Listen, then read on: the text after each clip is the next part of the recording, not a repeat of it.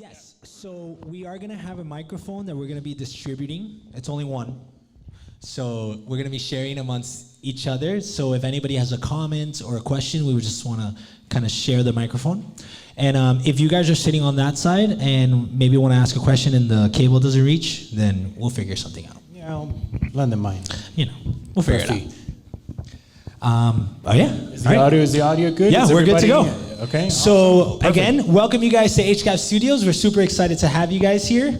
If you guys don't know what HGAB Studios is we are basically a creative workspace. We want to provide both artists and entrepreneurs a space to not only be able to do their craft when it comes to photography, painting, literally anything when it comes to the arts. But we also want to provide you like the spaces, the equipment, the knowledge, the resources, everything under one roof.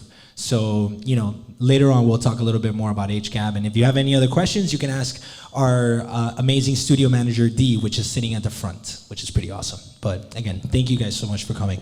Fantastic. Kendrick, before I get started and talking a little bit about MyFinTect and my background, do you want to share a little bit about your particular background? Because a lot of the things that we're going to be talking about here today, guys, is there's a lot of experience, right? So it's been a lot of trial and error, reading, you know, putting things together, building something, learning, making a lot of mistakes, which end up costing you money. Right. And we put all this thing together. So I think it's very important if you can share a little bit of your background, right? Okay, perfect. So HGAB Studios basically started from the bedroom of my mom's house. I want to say that was around 6 years ago. And we had two amazing things happen, all right? One, we bought a camera. Okay, it was expensive at the time, so we bought a camera. And two, we were able to cultivate a team, right? So by the team, I mean my amazing partners who came together and we one day said, hey, you know what? Let's start a business, right? We can either go out there and try to truck it every single day from 9 to 5, work for somebody else, or we could try to do it ourselves. And from that moment on, everything changed, right? Because the mentality changed. It was like, all right, I can go and find a job, which we can all really go and do that, okay? That's actually very easy, depending on the field that you're in and the connections that you may have, right?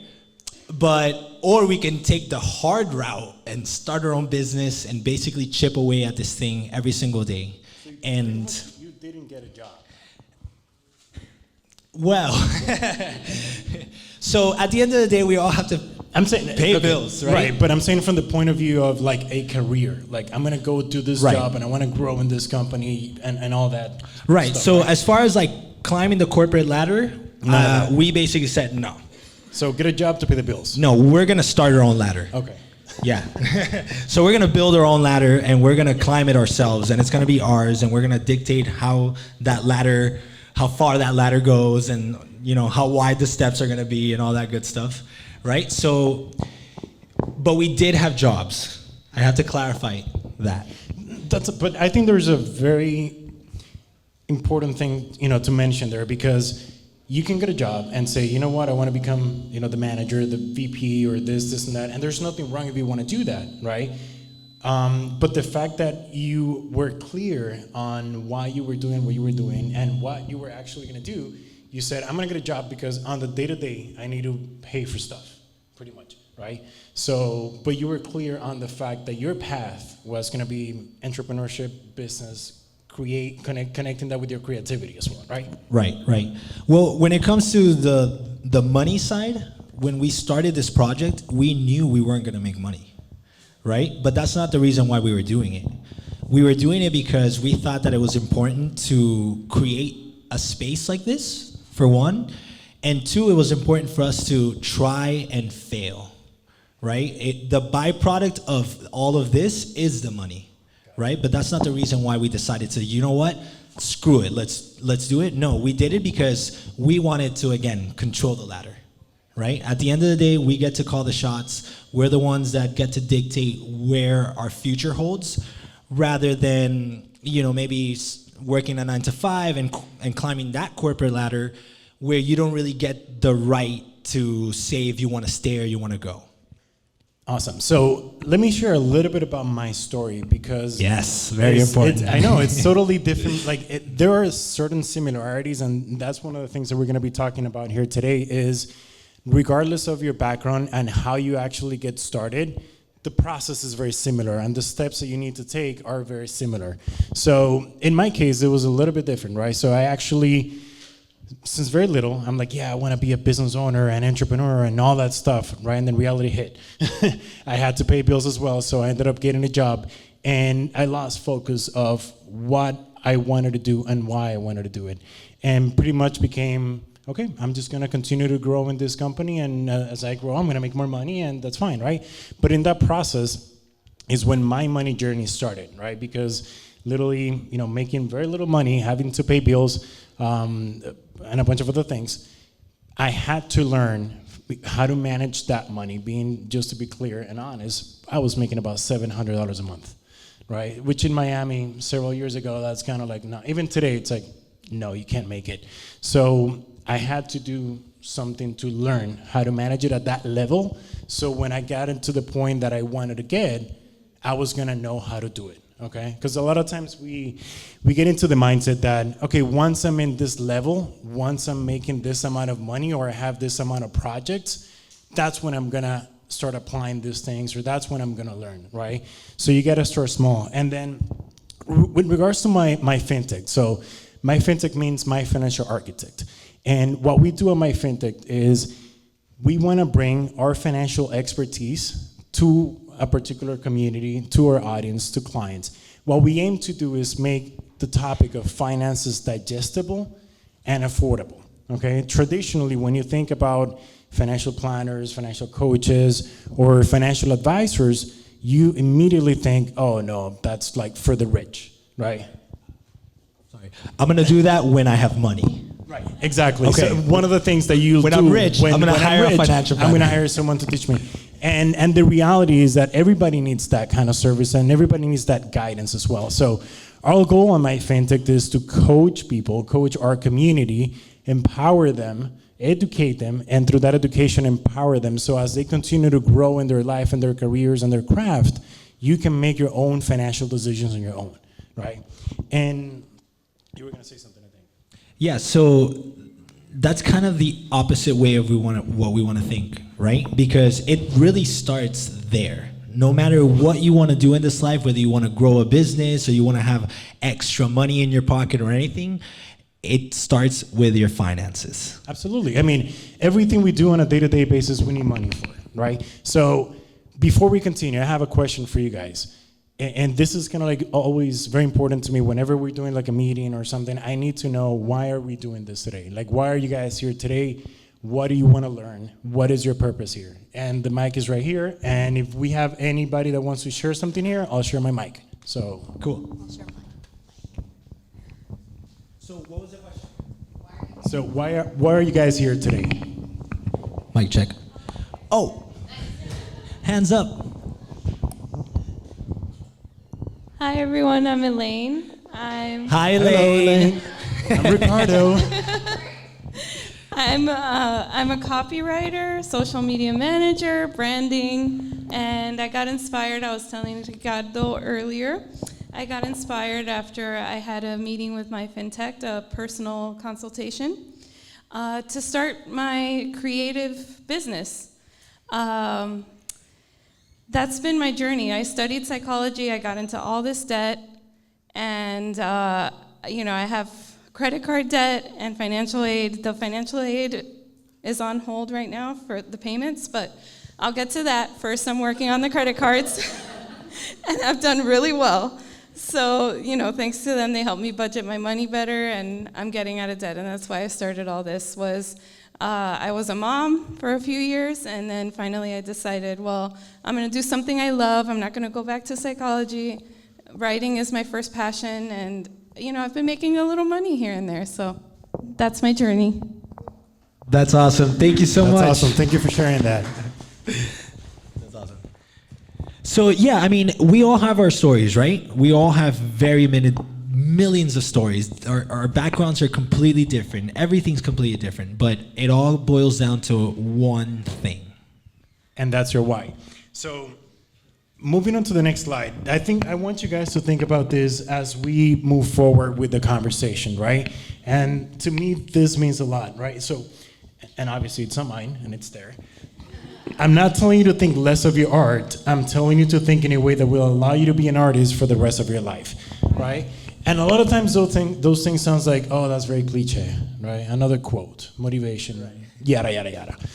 Our goal today here is to give you guys tangibles as far as things that you can start incorporating on your craft, on your businesses, on your ideas. And even if you don't want to, let's say, make your craft your full-time gig, that's okay, right? But understanding money and managing it and winning with it, it's also important, whether you have your own business or not. So just keep that in mind as we go. Yeah, exactly. So you don't necessarily have to walk out of here thinking that you're going to start your own business and quit your job tomorrow. Right. Our goal today is to basically give you some tips and tricks on how to better your finances overall. And again, going back a little bit on our story so we can get started. This guy right here actually said, you know what, I'm going to start my business, right? And I'm going to get this job so that I can pay for the bills. In my case, several years ago, I made a decision, and keep this in mind, I decided.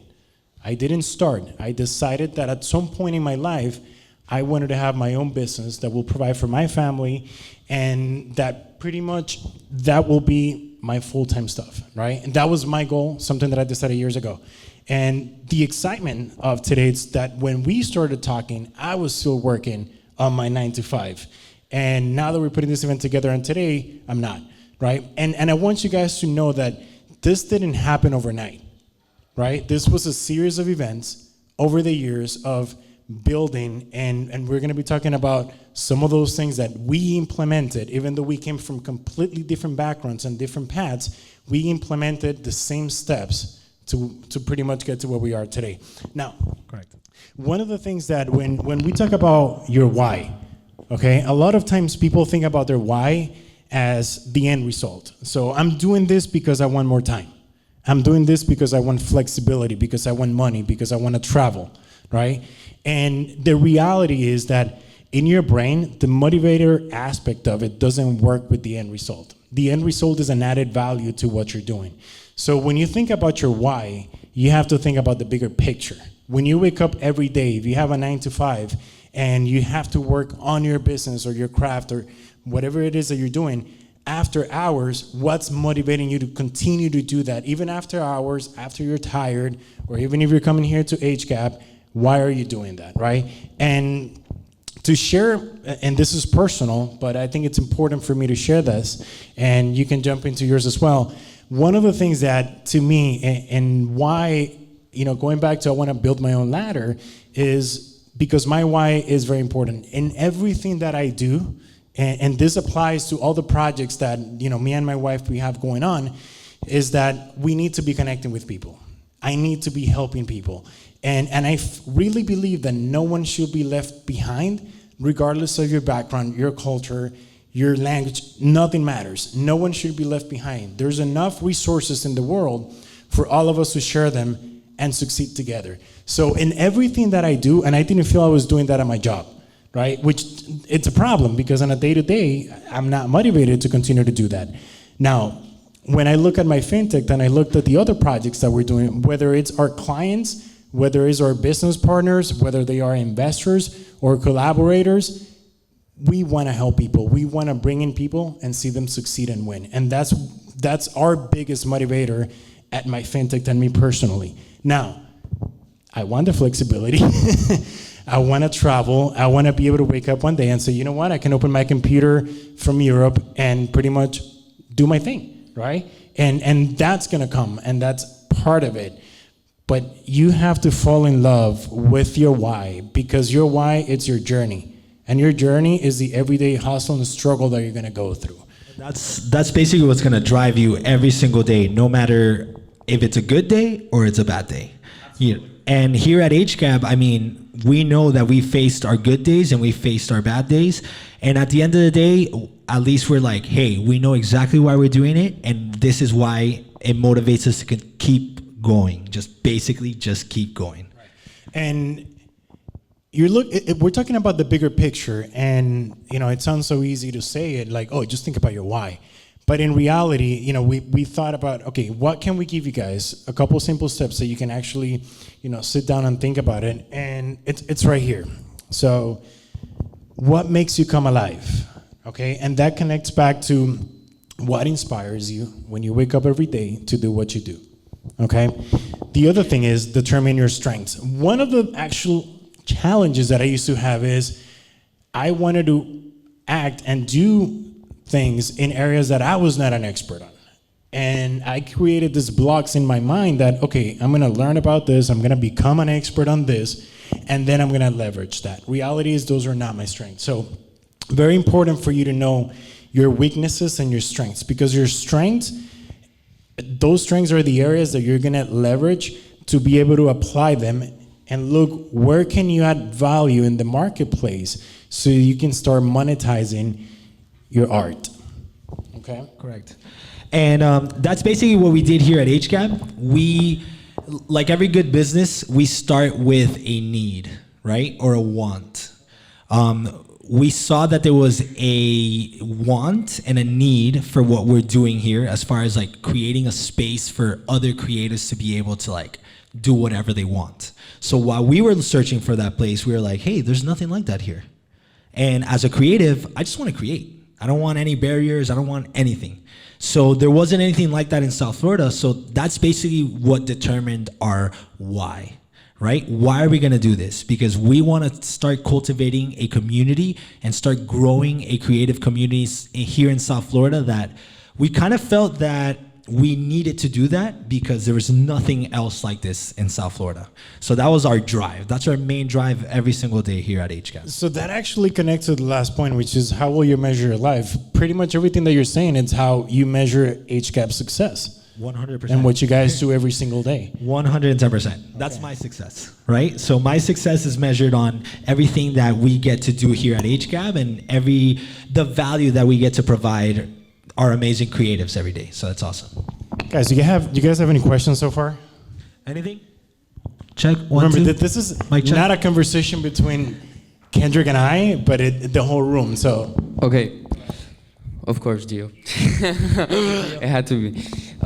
So we're talking about strength. How did you determine your strength? A lot of the times when you're creating and you're doing a lot of stuff, right? You start getting into a lot of different things. So what are some tips? Huh? Like that? Okay. Got it. It was that? Okay. Awesome. There we go. So tips and tricks to like help us determine our strengths. Okay. Do you want to jump in or you want me to get started? I want to jump in on the mic thing. I know you and I are rappers, and that's why we hold the mic like this, but you're right. We have to hold it like this. Thank you, Adrian.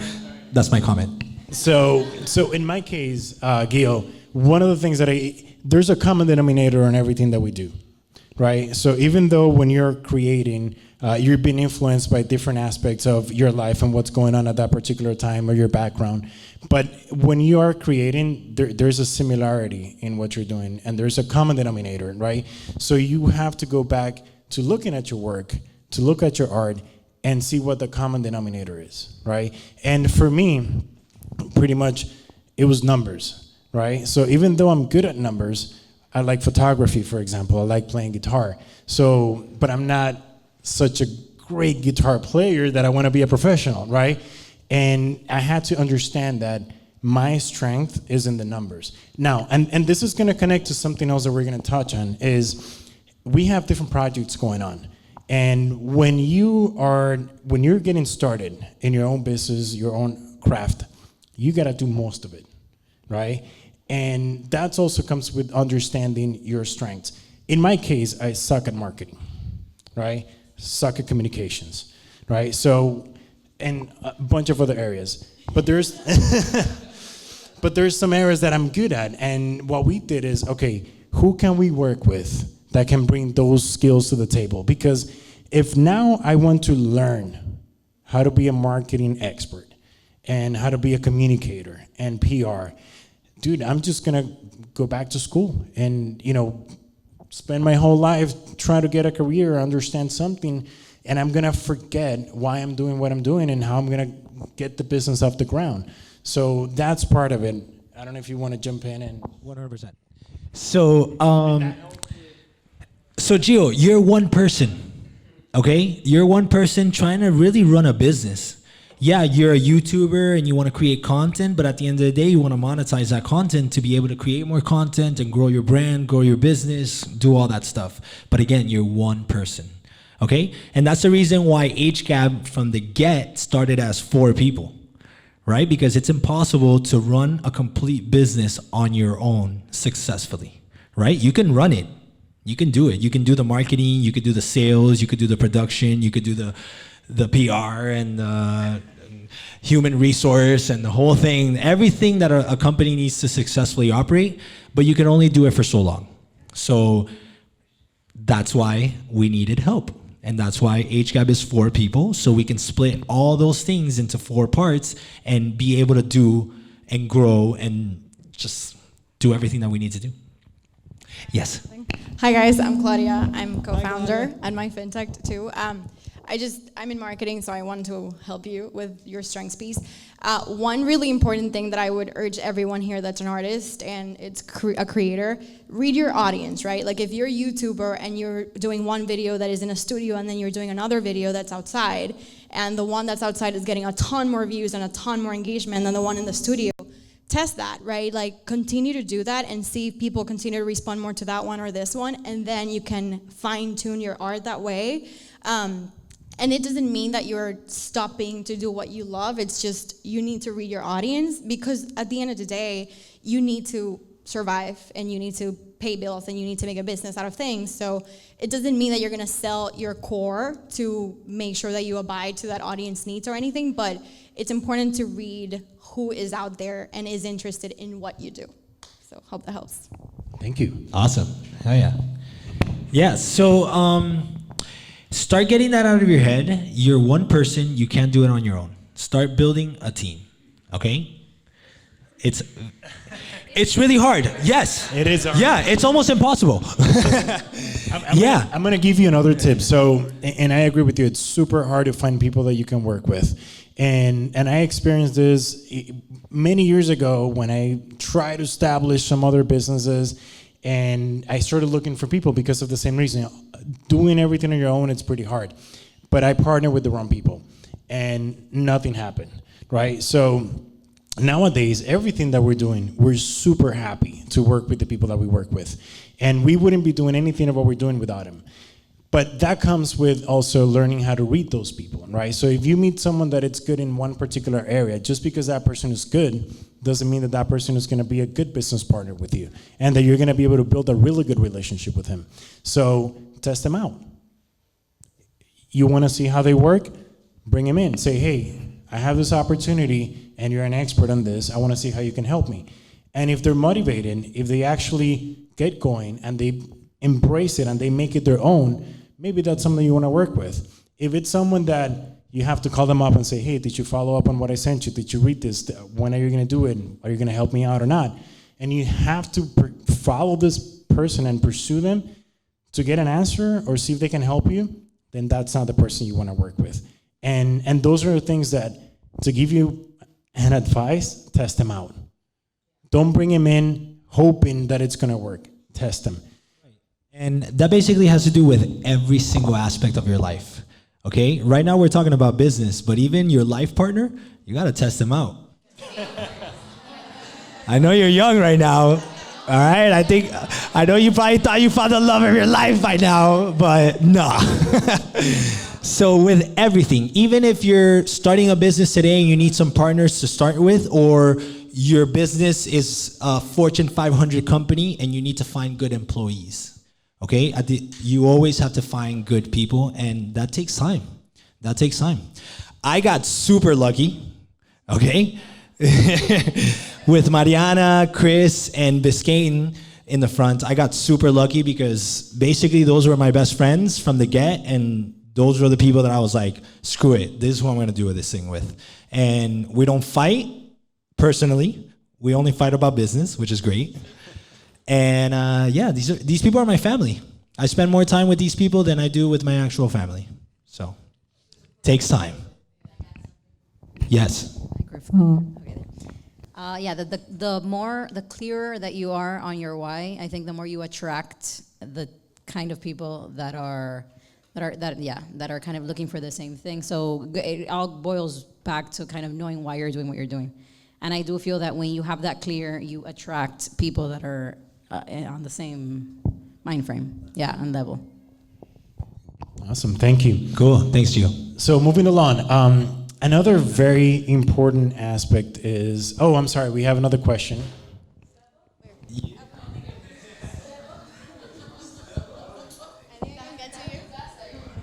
Thank you. Hey, my name is Jack, and thank you for having this panel. Thanks, Jack. Thank you.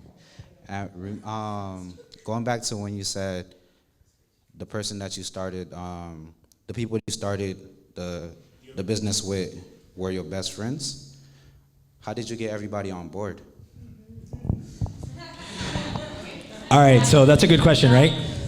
So, no, getting everybody on board was actually fairly easy. I'm actually really good at talking shit. I'm the best. So it's just talking shit this whole time. Even now, I talk so much shit that they're like, whoa, I get it. No, but honestly, it's that passion. When you have a passion for something, it gets very easy to motivate people to do that stuff. You know, when you're talking about it the whole time and you're making them see how awesome this thing could be and like everything. I'm really good at that. I'm motivating you right now. You know, so that's basically what it is. And I feel like another part of it was my lack of fear, right? My lack of fear transcending to other people's, to other people, like me saying, hey, this is gonna work out. No matter how, I don't know how it's gonna work out, but it's gonna work out. That's what kind of motivates people. And my friends are crazy, so that was easy. But no, go ahead. No. I was gonna say that it's exactly that, but you were clear on your why. Going back to what Laura was saying, you were clear on your why. And when you're clear on that why, it's easier for people to buy into your idea than when you're only talking about the how you're gonna do it and what you're gonna do. So I think going back to that, yeah, you gotta talk a lot of shit, I guess. But think about your why. Why are you doing this? And when you're talking to these people, bring that into the conversation. But the fact that Kendrick did it with his family, childhood friends, doesn't mean you're gonna do it, right? I didn't do it with childhood friends, right? There's only one guy that he's my cousin, and we have a partnership together. The only person that I did it with. Everybody else are friends that I met after, but we became family now. So, but I think the fact that we were clear on the why and we talked about it all the time, we all connected with it and we all felt that we want to be part of that because there's a sense, and also as human beings, we have a need of being part of something. And that part of something, it's created when you define your why. And that's how people are going to be attracted to it. Yeah, and don't forget to just drop some good knowledge after you motivate everybody about why we're gonna do it. Actually do your market research and figure out if this is something that's actually gonna be doable in your area, in your field, and whatever. Because dreams can only get so far, okay? Especially if you're in the middle of Kansas somewhere. And you're trying to start a nightclub or something, So just do your research too. Very important. Mari, you want to say something? Question. So I feel like a lot of people who want to monetize their creative career and stuff like that, obviously might have a 9-to-5 and are scared to take the leap. So I guess my question is what advice could you give someone to kind of take the leap? I know obviously metaphorically just decide to do it, but financially, is that even smart to do? Especially when you get older, you're you're not 18 anymore, fuck it, I'll just live on my mom's couch. You have bills to pay, you have credit cards, your mom, or you can't just take those crazy leaps. So when financially do you feel you can take the leap? So the first advice is listen to the whole conversation that we're going to continue to have. So we're actually going to touch on that. We get stuck on the why, and that's fine. This is meant to be a conversation. So, which brings me to the next point, and we'll get to that, right? So, managing your income, expenses, and your debt, okay? Which you mentioned your credit card. That's all right. You're in the right mindset. That's awesome. So, here's... Did someone train you to say that or ask that right at that very moment? I'm kidding. So let's take that question and dissect it, right? So you're talking, how can I make the leap from my 9 to 5 financially to my craft, to my art, to my business, right? So that means that number one, you have to get in control of your personal finances, right? Which means that income that you get from a 9 to 5, your monthly expenses, and your debt. Mention debt because most people have debt, right? So think about this. If up until today, you keep getting into debt, you keep increasing your monthly expenses, and you're not increasing your salary or your income, and then if you are forced to do that to get like another job or now wanting to grow within the company, right? You're forgetting why you're doing your art, right? Let's take a step back. What you have to do is get in control of that part, right? Which means eliminate your debt, get rid of it, okay? Start getting in control of the expenses, meaning any unnecessary expenses that you have, right? Those specific areas where you're spending money on subscriptions or, Uber, right? Uber. Think about it exactly. Uber Eats, ordering, delivery. All those areas where you can cut. That's going to help you be able to reduce your expenses. So on your art, you have to generate less money to be able to make the jump financially.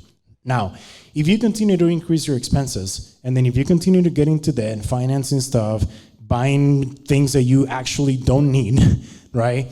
What's going to happen is you're increasing the bar for you to be able to make the leap, okay? And what happens is that as you get older, you find yourself in a situation where I have all this debt and all these responsibilities, but I want to do this. Now it's the time to get started, right? And going back to how we did it, it was exactly like that. We made a decision that at some point, we wanted to do that. And like you said, it's so easy to say, just decide, and it's going to happen, right? But realistically, we all have to pay our bills. We have to pay bills.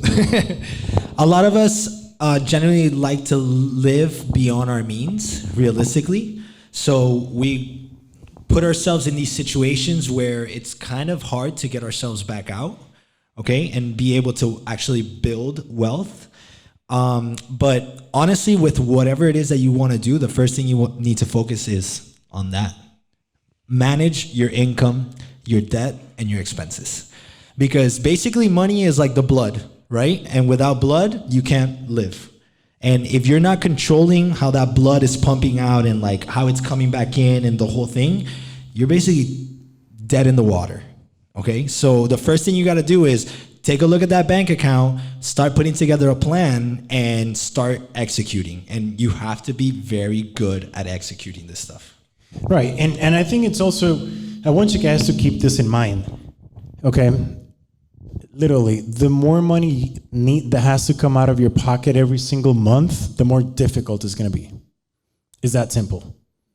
The more responsibilities that you have and the more debt that you have, the more you need to get out of the business to do the leap. And in addition to that, not only that you have to take out to cover for these expenses, but when are you going to invest back into your business? When are you going to pay yourself a salary out of the business to be able to make the leap, okay? And we have a question here. Yeah, hi, Ivan. So one quick question. When we have to manage these three things, income, debt, or expenses, which one do you prioritize first? Which one do you take care of first? Is it your income, is it your debts, or is it your expenses? So, do you want to answer? I'll take it, that's fine. I mean, I don't think there's a particular order because they're different. Okay, your income is the money that you're generating, right? So how are you gonna put your income or your expenses? You know, there's no particular order. The way it works is you make money, you pay bills, and your debt is part of your bills. So to simplify it, it's income and expenses. Okay, the reason why I do talk about debt, it's because people tend to forget that you have debt and that you have to pay it, right? You borrow money for that car, that TV, or Wait, whatever. what day is it today? No, but I wanna give you my personal. Wait, what? Did I pay? No.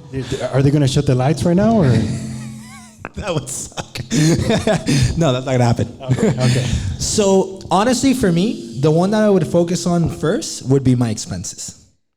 I don't know if this goes against what you want to say, but for me, it's very easy to generate an income. Okay, it's very easy to make money, but what we do with that money is the hard part. Damn it. No, it's okay. So, you know what I mean? Like, we could generate an income. We know how to generate income. We could get a job, we could do this, we could do that, we could do this. But the hardest thing for us has been where our expenses lie, okay? And what do you do with that money once you make it? So what I would kind of start looking is to, what the hell am I spending money on every single month? And what can I start eliminating and actually like find some willpower in not going to Starbucks? You know, not going to Target every 5 minutes and checking out that $1, $3 aisle that they have. You know, like, what is it? What is that stupid shit that I'm spending stupid money on? You know, and start eliminating all those things, because at the end of the day, you're gonna have to start saving up as much money as humanly possible to be able to cover both your debt and your expenses. And then start bringing in a little bit more income. Yeah, and the way that you actually do that is, oh, I'm so sorry. Hello. Okay, son. Yeah, I have a quick question. But say you're actually already on the route to building your business and you're trying to make it, and you know that part of your expenses is actually the cost that it is to reinvest into your stuff to actually make it work for you to actually see the break-even point. If you keep growing your business, your expenses start growing automatically. Like, you just need more expenses to grow your business because you need more money to make more money.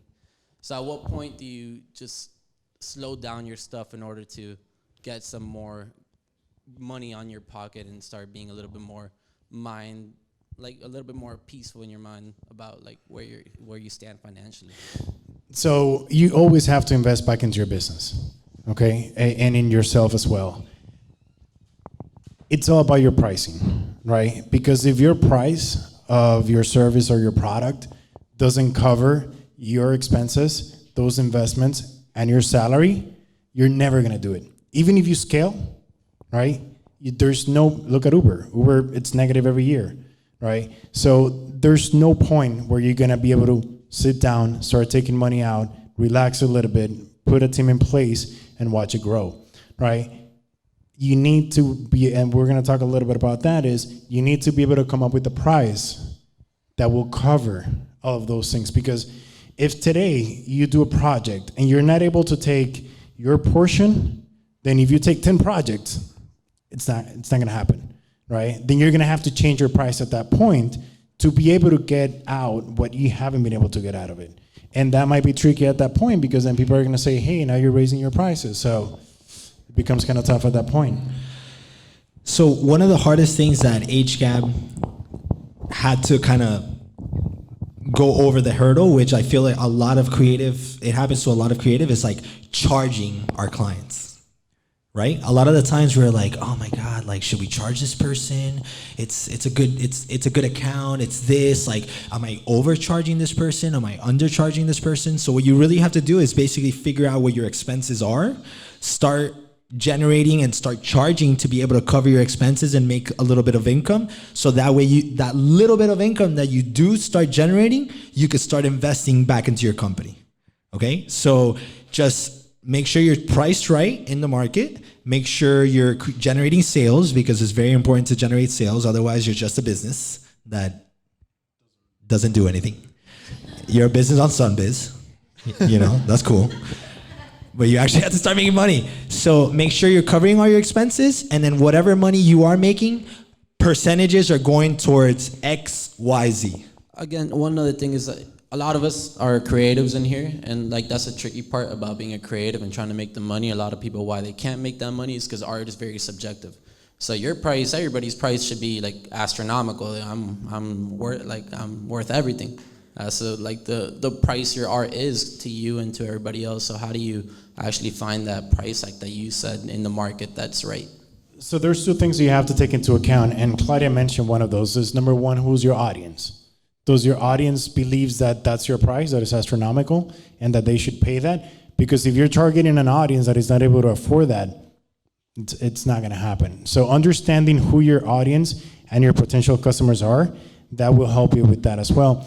And another aspect of it is also, we got to do research, right? So in the beginning, you might not necessarily be able, I mean, you might be able to, but not necessarily, you're going to be able to price yourself at that price that you believe you're worth, right? Because you need to get your art out there. You need it to go mainstream. You need people to see it, right? And sometimes that's going to cost you, right? Which means whether I'm going to take a cut on this, or I'm going to start at this particular price. And I was thinking before more like if you're actually doing an actual project or photography, but if you're creating art, think about that. Who's your audience, and do the research. Is there a market for that? Are people buying that? Because otherwise you're just going to sit with it, right? And fantastic, you can continue to create, but then you're not going to be able to monetize it, and you're going to have to continue, with your 9 to 5. And that's the difference between being an artist and being an entrepreneur, right? They both have to merge in order for you to be able to do this for the rest of your life. Because if you don't think that those two things can merge, then you'll just be an artist for the rest of your life. And you'll not be able to make this into your full-time life. You'll always be working something else because you don't think yourself, hey, I can monetize this. Okay, so everything, study the market, make sure you price yourself really nice, believe in yourself. That's the first thing. And rock and roll. Actually, it's not so much of a question. It's kind of I've been listening. I'm actually here. One, I want to say I'm actually here because I am advocate of seeing HGAB grow through over the years. I actually did have a little bit of part in their growth, which was very special to me as well. However, I think that with looking at your slide and with listening to everyone, I'm a person that I grew up with a business mom, a corporate American mom. My dream, like all my friends' dream, is maybe to one day be able to make money off my art. However, it's so funny, we live now in a time where art is so, you can share it now. Everyone can see your art. Everyone can see what you're doing. In fact, now you're probably noticing that maybe thousands of people are doing exactly what you're freaking doing. So what's gonna make you more special, and what's gonna make your clientele be attracted to you, right? One of my things, though, that I come across with all my peers, and actually Kendrick once did this for us, and it's funny because I was the youngest. No one does a monthly budget anymore. I really haven't met any of my friends, they don't have Excel sheets, they don't have organization, period. They just think that, oh yeah, with passion and my perspective, and I'm gonna do this. And to be honest, no one cares. What really sells is your product, right? If they like it, it's gonna sell. So I definitely think that as a creative, it's actually more important to develop business aspect before you can actually say, I'm gonna go be a motherfucking artist. Because for me, it's actually been the opposite. I started with my own business. In fact, I've grown. I started with $12 an hour, now I'm at $40 an hour, and it hasn't even been a year. Now, what I can tell you is I, as owner, made no money. My team made money. In fact, my team made the money that I made first. So what's I feel like the success of a creator? I think that I'm gonna kind of, I'm actually trying to merge now together. So I actually created something that corporate people want. And now I'm like, uh-oh, I don't want to get sucked, right? I don't want my business to disappear anymore, right? However, I definitely think that as a business owner and as a leader, I now have to take and maybe sacrifice a little bit of my own business, right? And like the time or maybe the opportunities that are coming in. But now I'm at a point where, okay, I'm gonna go work for these people that are doing exactly maybe something similar to what I'm trying to do, right, in the future. Observe and learn a little bit more. Because at the end of the day, too, you can only learn so much through a period of time. So I definitely think that learning from others and then kind of cherry picking and finding your way of doing things, I think that that's where you find success. And really knowing that it's not just about you all the time. And, your financial freedom, and I don't want a boss, and I don't want, but you can also learn a lot of structure through working for others. So that's kind of actually what I wanted to say. Thank you, dude. Welcome Awesome. to owning Thank your you. own business. You're not getting paid. No, I'm kidding.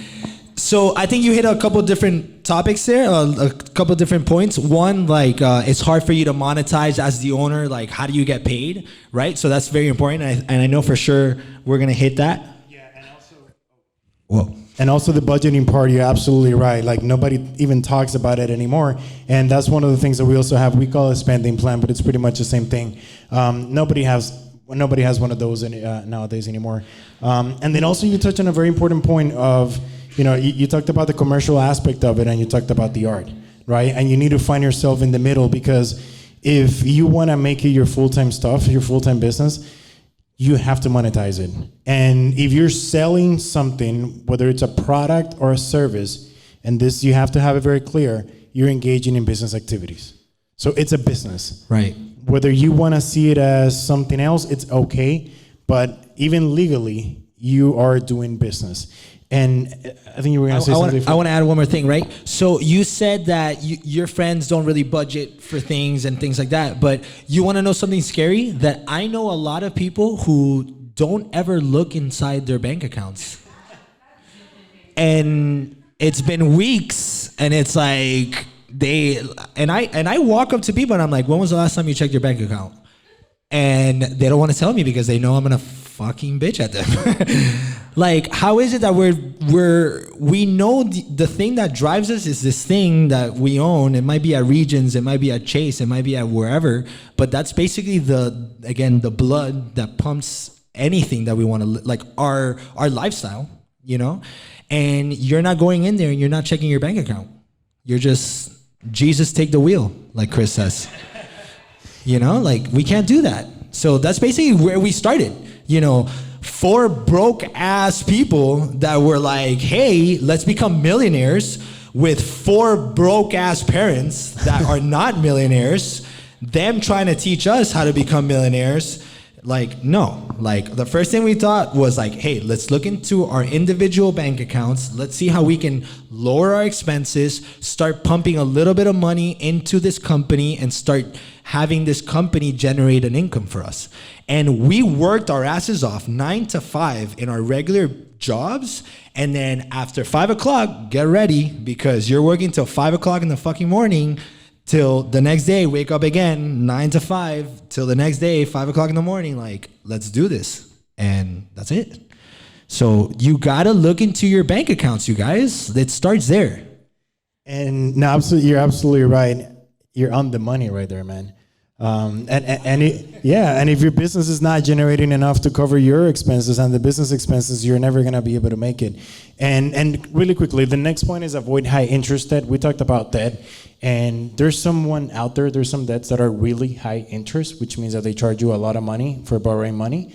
So don't do it. Avoid that. A lot of times, and I think you mentioned that it's like, oh, you need money to create money, right? You need to borrow to invest and use other people's money. That's definitely a perception, but that's not necessarily how a lot of successful entrepreneurs have done it.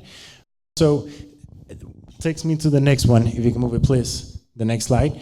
And it connects it to what she was saying is build multiple income streams. So in our cases, different businesses work in different way. So you can flip cars, and that's pretty much you buy, you sell, you get your profit out, right? then if you talk about MyFinTech, for example, and even HGAB, we provide services, right? So monetizing a service is more difficult than monetizing a car, right? Or saying, you know what, I'm gonna start selling cans, all I need to do is go out there, find customers. So Right, it's a lot harder to sell a service than it is to sell a product to someone. Exactly. Because these people actually, with a product, you give it to them, it's tangible, oh my God, I can hold it in my hand, I'm happy. Right, Right, with absolutely. a service, it's like a longer term process, you gotta convince this person, you're not really gonna hold anything in your hand, but it's gonna be fucking you cool. know, and what's funny is that I have a success story of someone who launched her business yesterday and she sold $600 in the first day. Jeez. $600 in the first day. MyFinTech didn't sell $600 in the first month. Give me her phone number. So She's hired. So, you know, it all depends on what you're selling, and you have to come to terms with that.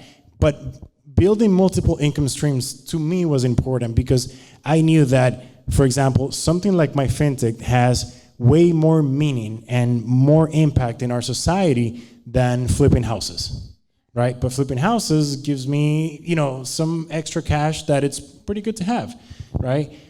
There's nothing wrong, like you said, you had your 9 to 5, right? Like you said, there's nothing wrong if you need to go get a job or if you need to get a part-time or if you're gonna say, you know what, I'm gonna produce this type of art or photography and I'm just gonna sell it and commercialize it and monetize it so that I can continue to support myself and do what I wanna do. There's nothing wrong with that, okay? Now, in everything that you do, going back to your why and the things that we do, you have to make sure you have that common denominator. You need to make sure that in everything that you're doing, you're bringing Gio into the equation because that makes it your work, not somebody else's. And I think that's also something very important to understand, that even if you get an opportunity, you don't have to sell who you are as a creative in order to be able to get the job and do it and get paid. Okay, now, something important with that is, and combining with multiple income streams, the fact that you have a project today or that you sold $600 yesterday doesn't mean you're gonna sell $600 every day. Doesn't mean you're gonna get a project next week or next month. So you need to plan ahead, right? If you got a project or you sold something and that worked out for that particular month or week, what are you doing to go out there and get more jobs and more projects? Okay, that's something that you have to think about. And that goes back to, damn, I don't have anything for the next 3 months. Let me go ahead and do this so that I can generate an extra $300-400 a month. And there's a lot of things we can do nowadays online to make a couple $100, right? We're not thinking about a career. And do that, but don't forget about your end goal. Don't forget about what you're doing, why you're doing it, and go back to finding clients. That's also very important. And brings me back to what we were saying before. I think one of the most difficult aspects of a business in general, whether you're a creative or not, is pricing your product or your service, right? Because a lot of times, even for flipping, even for selling clothes, you can say, oh, but I buy this at $20 and I can sell it at $45. I'm making $25. Okay, how much is shipping? Right? Right now, you might be able to store everything at your house, but what if you need a warehouse? When you scale that, are you covering all those little pieces? Like you were saying, in order for me to build this infrastructure and make it happen, I need to hire people. If I sell at 45, can I cover those expenses and then get a salary for myself as well? If the numbers don't make sense, then you need to find that particular price. And if you need to raise your price to get to that break-even profitability and cover for everything, you need to do it. Because if you don't, you're just wasting time. Right. And you're just building a picture in your head of something that eventually is going to happen because it will come with it. And it won't. Okay? Right. And one of the most important reasons, I'm gonna let you talk about it. And one of the most important reasons why you want multiple income streams is because you don't wanna rely on just one thing to bring you money, because you never know what could happen. Like literally, there's some things and some services and some products that, you know, we might be selling and we might be offering to people that tomorrow they might not even exist. Especially when you take the leap. Right? Especially when you take the leap. It's funny. It's like, how many coffee shops have you guys gone to that when they open, all they sell is coffee? Right. And then 3 months later, they sell shirts, caps, coasters. They sell everything they can sell because they need to make more money. They cannot just rely on selling coffee every day. Okay, think about it that way as well. And to your point is, don't rely on one thing because you took the leap. The success is directly correlated to you. And if you forget about doing other things or building other multiple income streams, you're just gonna fail. And you're gonna go back to say, ooch, I need to get a job. Right, I failed. Mari? Did you? Just to reiterate what you guys are saying, and maybe just an advice for other people, take your strengths and see how you can break it up into making it into your multiple streams of revenue. So like, for example, we started in a house, whatever, but at the same time, I started as a graphic designer. That's not my end goal. Like, that's not what I really wanted to do, but I had the skill I knew how to do Photoshop. I know how to do a business card. Dale. Done. I can make money off there. Done. And it still it made me a better, it made me a better art director because I knew the work that it took to get there, right? So at the same time that I had other forms of revenue, I was one of those bottle girls. I knew customer service there. I knew I was gonna learn customer service, which has helped me here in my business with my friends. Doing business cards, flyers, that has helped me teach my employees of what I want, of what the hierarchy of things are in advertising, the process of things. So take your strengths, whether it be whatever, your cute face or whatever, okay, and you want to start your own YouTube. Well, you know something? You need to be a host at a restaurant. To get your strengths and make them work for you, for your career, and for your thing that you want to do. Right. Absolutely. Not only that, there's a lot of us who are probably in our jobs right now who don't really want to be there, and that's totally cool. We're making money, doing our thing. But even if you don't want to be there, just learn from being there. Like, don't take every single day and waste it. Like, learn every single thing that you can from that job. That way you can apply it to your business, to your brand, to yourself. So don't waste your time ever. You guys talk a lot about your strengths, but what about your weaknesses? As a business owner, you got to do a lot of things on your own, and you usually got to do things that you're not good at in order to accomplish certain goals and make the money you got to make to survive. So at what point do you actually take back and focus on your weaknesses and make sure that you got at least a solid foundation of that weakness so you could make more money? So before we answer the question, that's the next step. Okay, so that's the next thing that we're going to talk about. But before we get there, there's also something very important that I wanted to mention is when you're on the side, outside of your regular job, you're selling your product or your service, your art, you have to understand that you're doing business. Okay, and doing business means that the best recommendation that I can give you is that you incorporate yourself. Okay, you open an actual business, whether it's Geo Inc. or Geo LLC, right? Where you're gonna be doing your YouTube business under, right? Or your photography, because number one, Geo Inc. Geo, it's Geo. I keep saying Gio, man. Dude, I told you Gio the first time. You're like, you got it. Thank you. Okay, so I lost my train. No. So what I was gonna say is when you incorporate, there's other benefits as well, right? So you have tax benefits of deductions when you need to buy your equipment or things that you need to invest in. So you have those benefits, and as well, you also have the liability coverage. That's a very stupid term. Very sophisticated, but liability means that, let's say, as a photographer, you're taking pictures in one particular place that you're renting out, you are responsible for that, right? So if something happens in that place, you or me as Ricardo or Arbona, I am liable for that. And that business or those people can go after me, my family, my house, right? When you have a business, that business is completely separate to me. Even if you're just making $1, doesn't matter. Incorporate. 100%. And going back, that takes me to the next point, which is leverage your network, right? So definitely when you get started, you have to do a lot of the things, right? Like you have to do the accounting, you have to charge people, right? You have to make sure you're collecting, you have to sell, you have to create, you have to produce. Absolutely. But leverage your network, right? So, and this goes back, you have to see it as leveraging your network means two things. Investing in services or people that can help you, or If you have this job, learn from the people that are around you. Find mentors. If you have an opportunity to be here and you say, hey, Kendrick, I have a quick question for you. Do you mind if I ask you? Ask that question. I don't think I gave you my background, but I worked 10 years in commercial banking and in business and personal banking.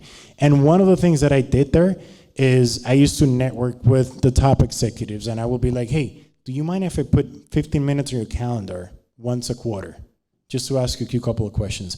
Because this guy is at a level that I'm not. Not only from the perspective of career-wise and knowledge, but I need to know where this guy is at and if that's something that I want to go to. And going back to your point, leveraging your network means that.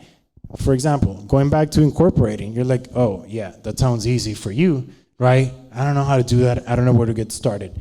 Number one, you can do it online. It's very easy. 100%, guys. Like anything that you find hard right now, I find it very impossible to believe. We have Google. Absolutely. And in addition to that, Kendrick, you live in Miami where you have hundreds of accountants. You can literally call 4 accountants, set up a meeting with each of them, and it's free. They're not going to charge you. And you can go sit with them, sell them on your why, and say, look, this is who I am. I'm doing this and this is why. This is how I'm going to do it. This is what I'm going to do. What recommendations do you have for me? And once they give you the recommendations, ask them, how much is that going to cost me? Okay, thank you. I'm interviewing several other accountants, so I'll get back to you on that. You don't have to open your business with them, but test them out. And from doing that, you're going to find one who's going to say, look, you know what? I'm going to help you out. Okay, because I was there once. And this guy is not going to tell you that incorporating it's $500, because that's what usually they'll tell you. They'll say, look, go online, go to sunbiz.org, start a business, incorporate. If you need help with getting your tax ID, which is your social security for your business, just give me a call. It's right? $125. Exactly. So on Sundays. Well, depends if it's a corporation or 155. Ah, okay. Boom. There you go. 155 bucks, you guys. So can I give you a really cool example about that? I'll give a quick tip on that. So I never get the certificates because it's pretty much once a business is registered online, sucker, you have it there. No. That's fine. I'm just saying, like, you don't have to, but again, you can get it. And the certificate is pretty much also your articles of incorporation. Once you incorporate, it's there. It's totally free. So you download it and you need it for the bank account. However, you can jump onto the Sunbiz and Google your name, and if anybody's giving you shit, just be like, here you go. That's it. That's also true. Straight up. So, okay, one quick thing about that, right? So, like, it's going to be impossible to do everything.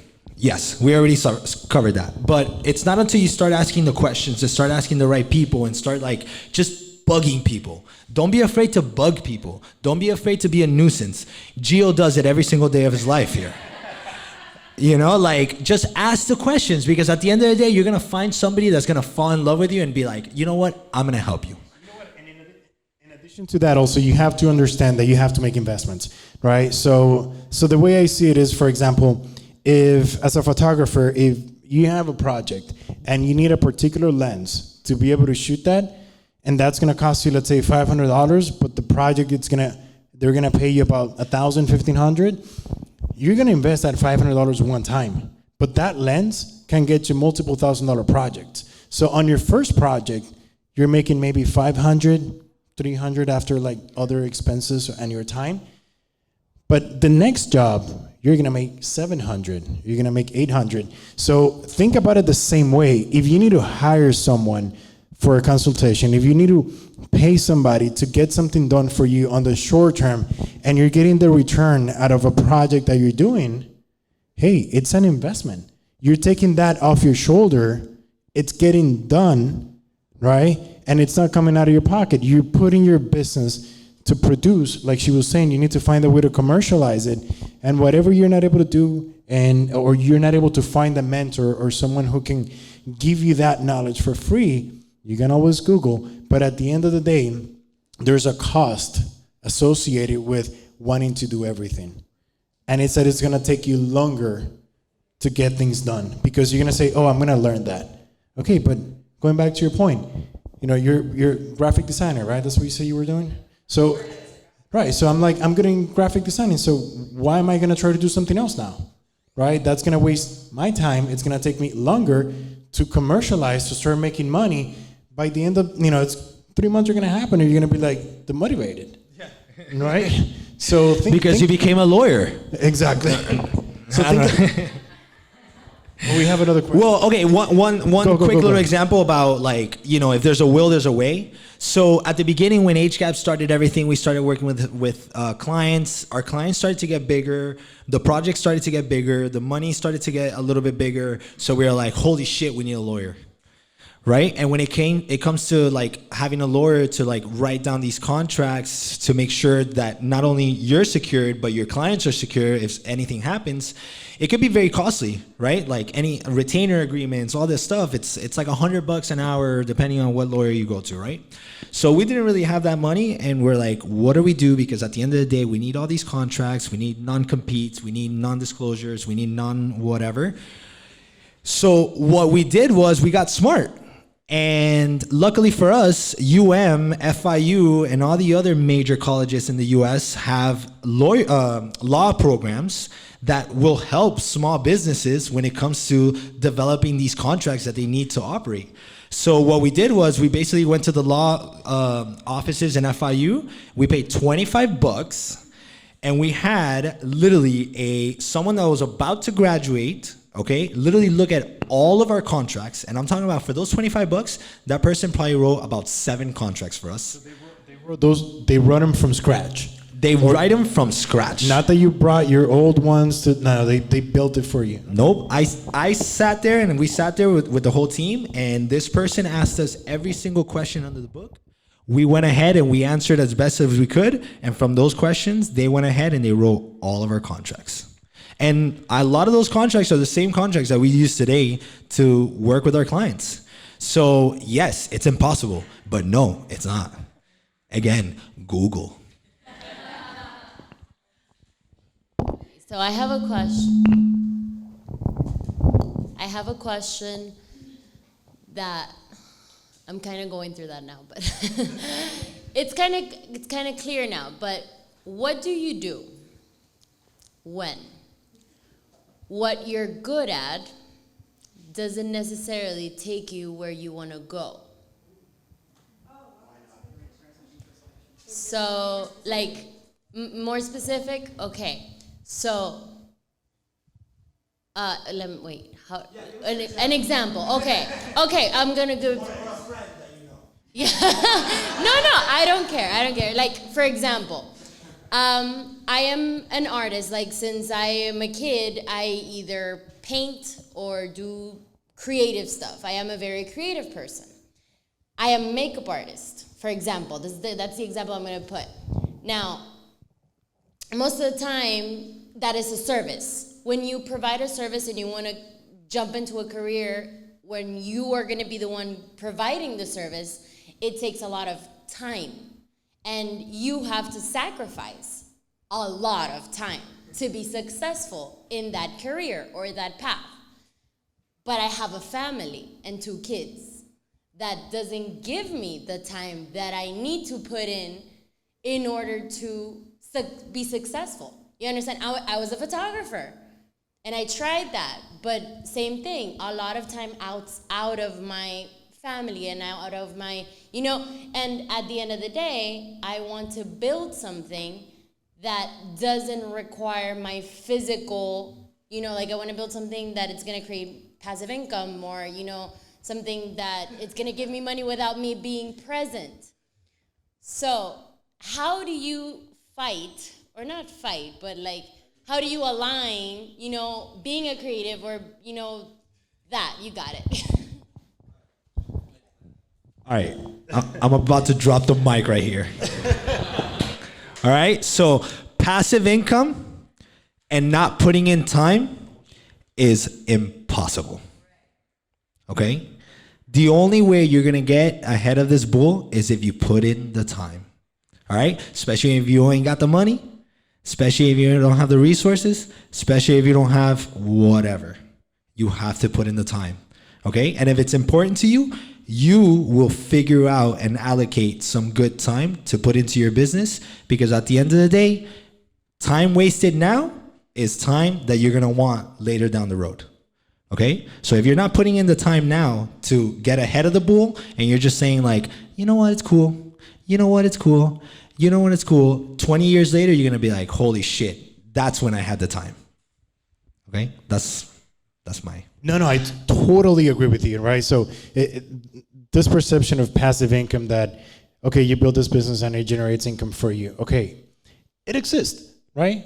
If you have millions of dollars that you can hire an entire organization, put it to work immediately, and even then, you have to be there in the beginning, because you are the one with the vision, and you are the one that knows what that business is going to be. Number one. Number two, can you build a portfolio of real estate rentals? Absolutely, but you need money for that. Okay, so you need to build that, and who's going to build it? Is it going to be you or somebody else? And even if you have a portfolio of real estate, you need someone to manage that. Okay, so you need to have a property management company. Okay, you can say, okay, I'm going to invest in stocks. Okay, then you need to produce money to invest in stocks, so in the long term, it can give you that passive income, so you can live that life. But if you don't have those things, and you cannot do it at that level right now, you have to put in the time. Okay, and 2 hours a day is better than 0 hours a day. 3 hours a week is better than 0 hours. But going back to, what's her name? The one that, your name, what's her name? Manuela. So to her point is, think about, you talked about your creative aspect of it, which is photography and makeup artists, right? You have to decide which one can I use right now to monetize and build something and generate this income. Because But I just wanted to clarify, because I'm not afraid of putting in the time now. That's not the problem.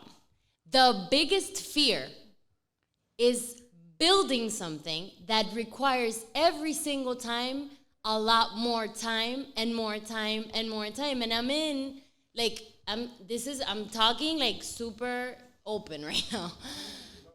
Like, I do not want to put in 30 years of my life into something that in 30 years, if I leave or if my presence is not there, it stops. You understand? If something happens to me, it stops. You understand me? That's why it's hard for me to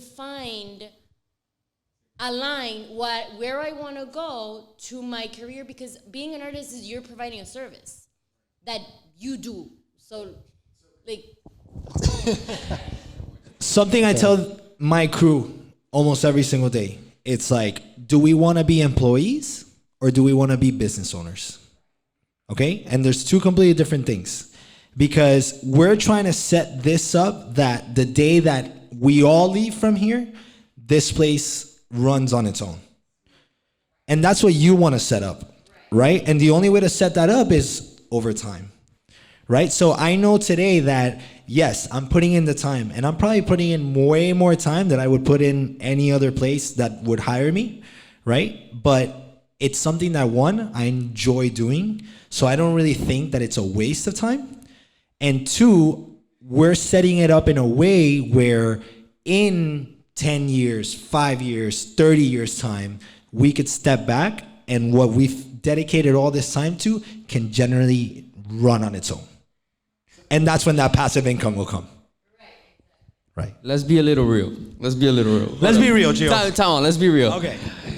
Kendrick, you're not gonna tell me that when you have this place set up really nice, you're not gonna wanna open the one across the street? 100%. Exactly. So the thing is that we're humans and we always want more. Right. And we always want more. Right. And more and more and more. Right. So when is it enough? So when it's like that's you decide that. Right. Because in your example, you talked about Kendrick, right? A lot of humans, but there are other humans out there that they build a business, they sell it for 40 million and they retire. And they don't do anything else. Huh? Yeah, it is true. There are people that do that and they're happy with that. I will never be happy with that. Right. In my particular example, right? A lot of times I think, Okay, if I can make, 20,000 in passive income, I'll Straight. But you know what? It's not, to me and to Kendrick, it's not about that passive income. It's not about the money, it's about the why.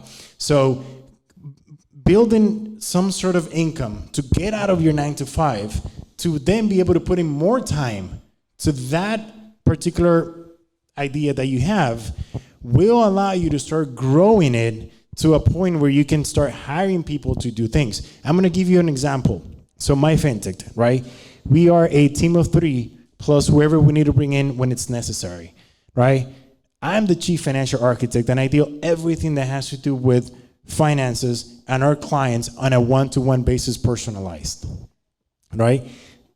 I love helping people, but I don't want to do that, once we have thousands of customers.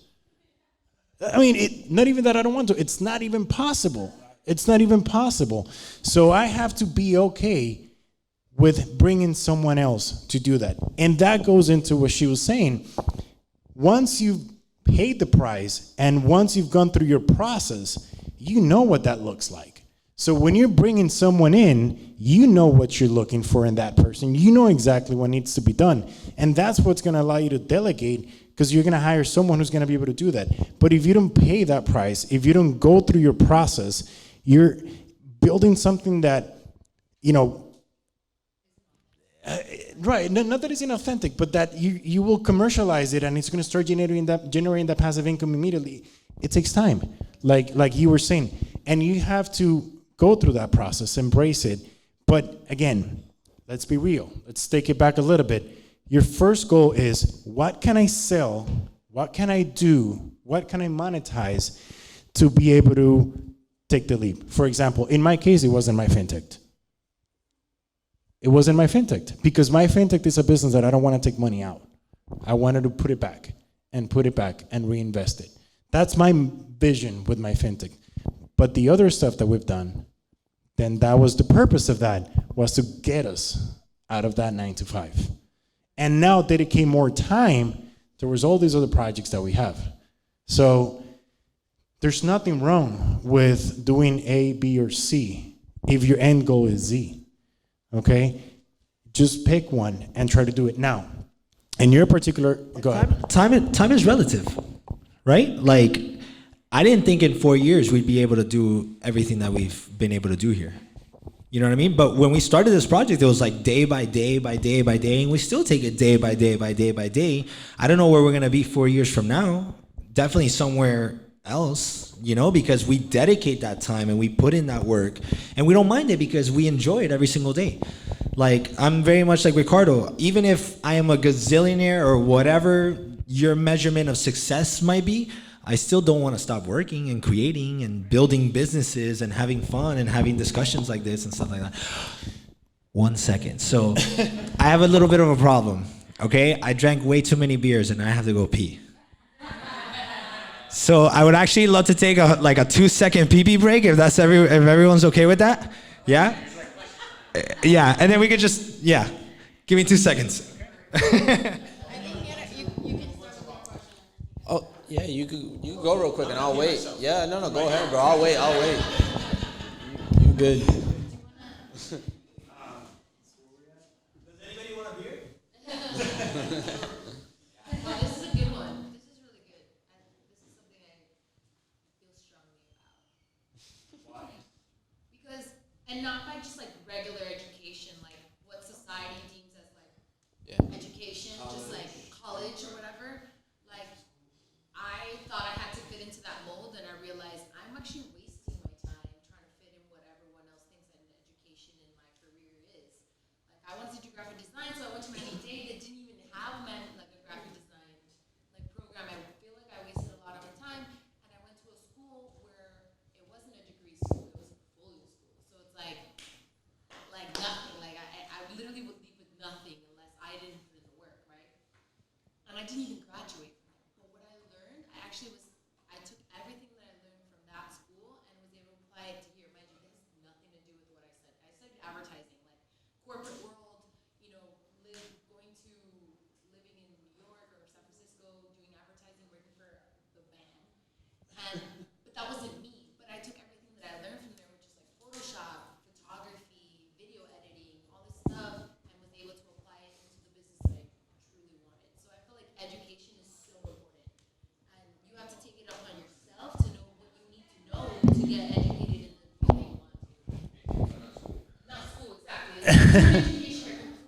Yeah, it's two completely different things. So what was that? Yeah, absolutely as well. And to understand that it's not free. Like, it's either going to cost you time or money. Right. It's one or the other.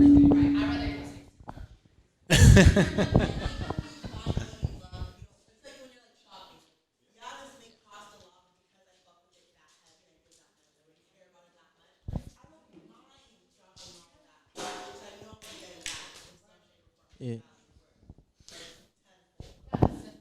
Right. So, question. Yeah, I mean, it's not more of a question, but more like an insight that I came to terms with, because I understood that I needed to get a 9 to 5 to get through to those big visions that I had. But the one thing that I did, and it's been working for me like great, is the fact that I put myself in a position where my 9 to 5 fulfills a lot of the things that I need for my passion to happen. And that 9 to 5 gives me the knowledge, the connections, the resources, and the money for me to actually fulfill those passions. So if you guys don't know, I work for HGAB and yeah, so I was gonna say, you must work for HGAB. Familiar, like so I work for HGAB and all those resources that they allow me. Good? You good? No, like all the resources that the job that I have gives me in order for me to just put it down. Shoot videos, to record music, to meet the people that I need to meet. If I could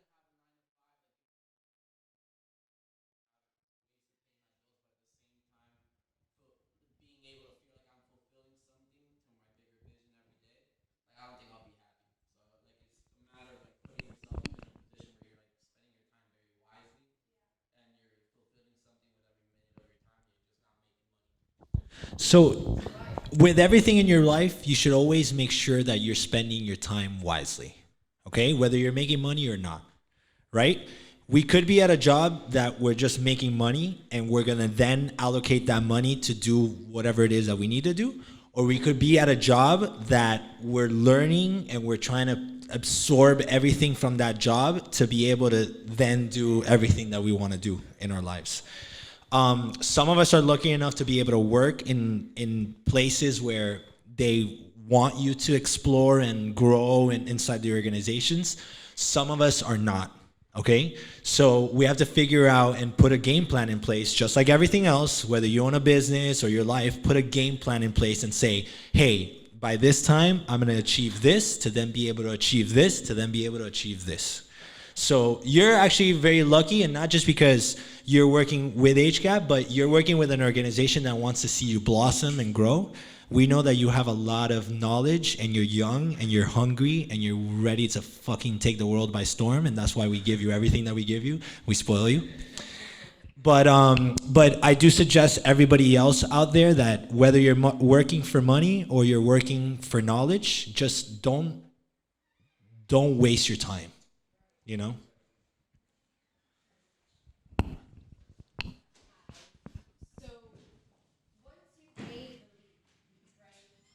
Chris. Too many beers.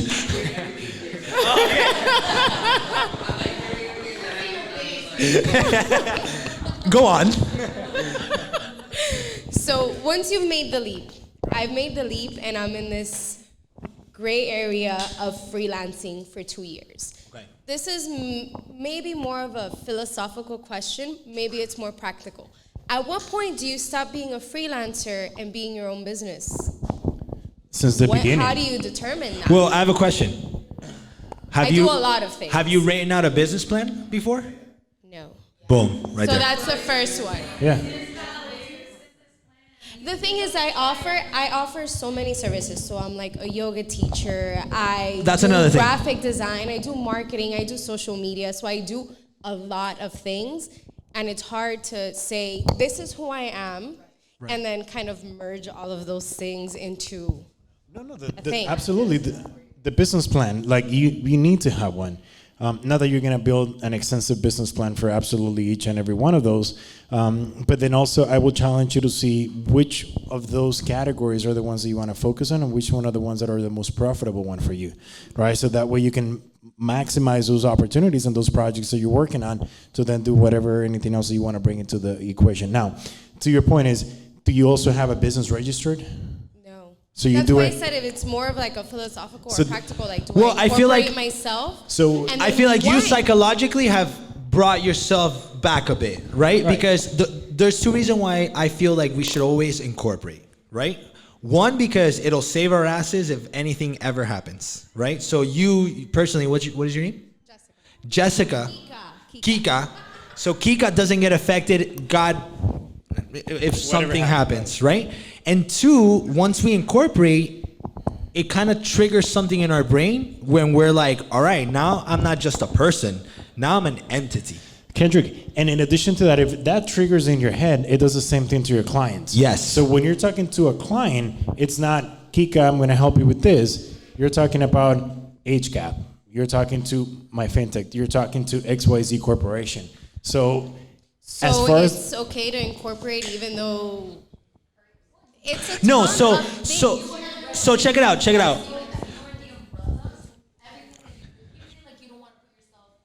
A label. Yeah. That's okay. No, but this I'm is what's more happening, than right? that. Yeah. So Kika, you making money. Yeah. You're making money, girl.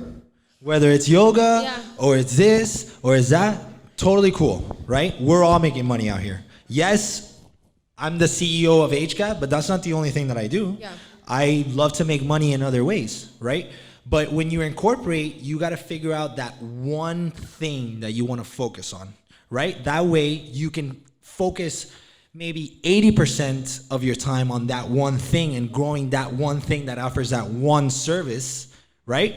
That still doesn't mean that you're 20 other percent of the time you're not making money over here, because you need to do it regardless. We got to pay bills. So my suggestion to you would be, one, incorporate. Two, make sure you know exactly what service Kika is going to offer as a business, and then push forward with that one thing until that one thing is kind of generating some income. Maybe you could bring somebody on to help you with that one thing. You don't have to worry so much about that one thing, and then you can start focusing on that other thing. Kendrick, and something that I want to add to that. So even though, so for example, MyFinTech means my financial architect, right? So if all of a sudden I want to have a real estate division on MyFinTech, I don't need to go out there and do business as MyFinTech. There's this thing that it's called DBA, which is doing business as, which you can incorporate it into that mom company that you have created now, so that that income that you're generating, you can pass it through that corporation, right? And this is also the part where I say, remember the 4 accountants that I say that you can call and meet with an interview? Do that. And go with them. Look, this is what I've been doing, but I don't want to have multiple businesses, okay? Primarily what I do, and I love doing and I focus on, is this. But legally, how can I have a business where I can charge people for all these multiple services? Okay. Wait, out of all those things that you do, what's like your number one? Not just your bread and butter. Like, you know, which one's your passion and which one's the one that pays the bills? You know? So it's a mix, right? Because I love teaching yoga. Okay. That's one of my things. But I also love my graphic design work. I don't like my social media. I'm already starting to kind of hand that off to other people. But I'm still trying to figure out what it is that I'm like, okay, what's my bread and butter? My graphic design. Yeah. So sometimes we have to do the things that we don't want to do, but the things that actually make sense to us in the long run. So as a graphic designer, if that's the thing that you think you're getting a little bit more work, a little bit more jobs, a little bit more everything, then maybe focus 80% of your efforts on that and then move on to the next thing. You know, because I have a ton of passion projects, but at the end of the day, I know that X and Y are the ones that are really going to fulfill these passion projects for us to do so. Yep.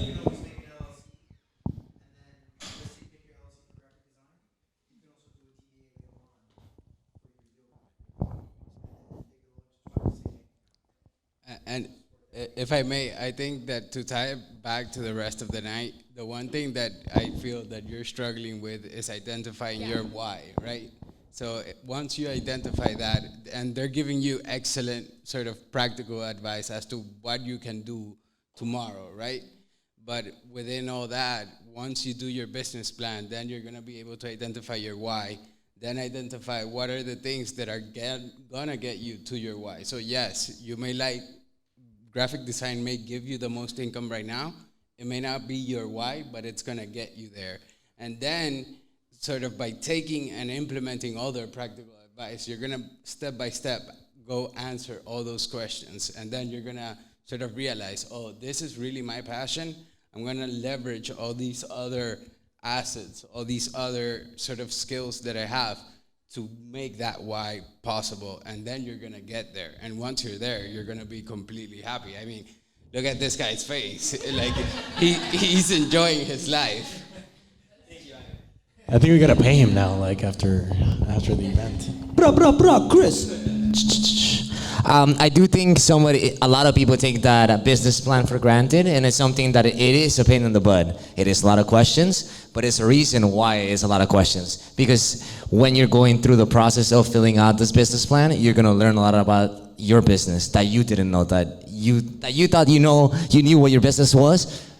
You're gonna answer a lot of questions. They're gonna change a lot of things. They're gonna put a lot of things in perspective for you, right? Especially that market research part of your business plan, which is a very, very important part, because you can be very, especially, and we talk about it all the time. We're here in HGAB, we're here all the time, and we see the people that come here. We see everything that happens in here. There's a lot of stuff that happens out there. There's a lot of other businesses that have similar business plans, similar methods that you have, similar processes that you have. But by doing that research, you're gonna be able to see where you stand and you're gonna answer a lot of questions yourself. And a lot of questions that you're searching inside yourself, you're gonna answer them in that business plan for sure. That happened to us when we did it the first time. It's called a business plan. So you need to follow it. Exactly. So a lot of the times we wake up in the morning and you're like, you know what? I'm gonna do this today. But there's no real plan to doing that. You know what I mean?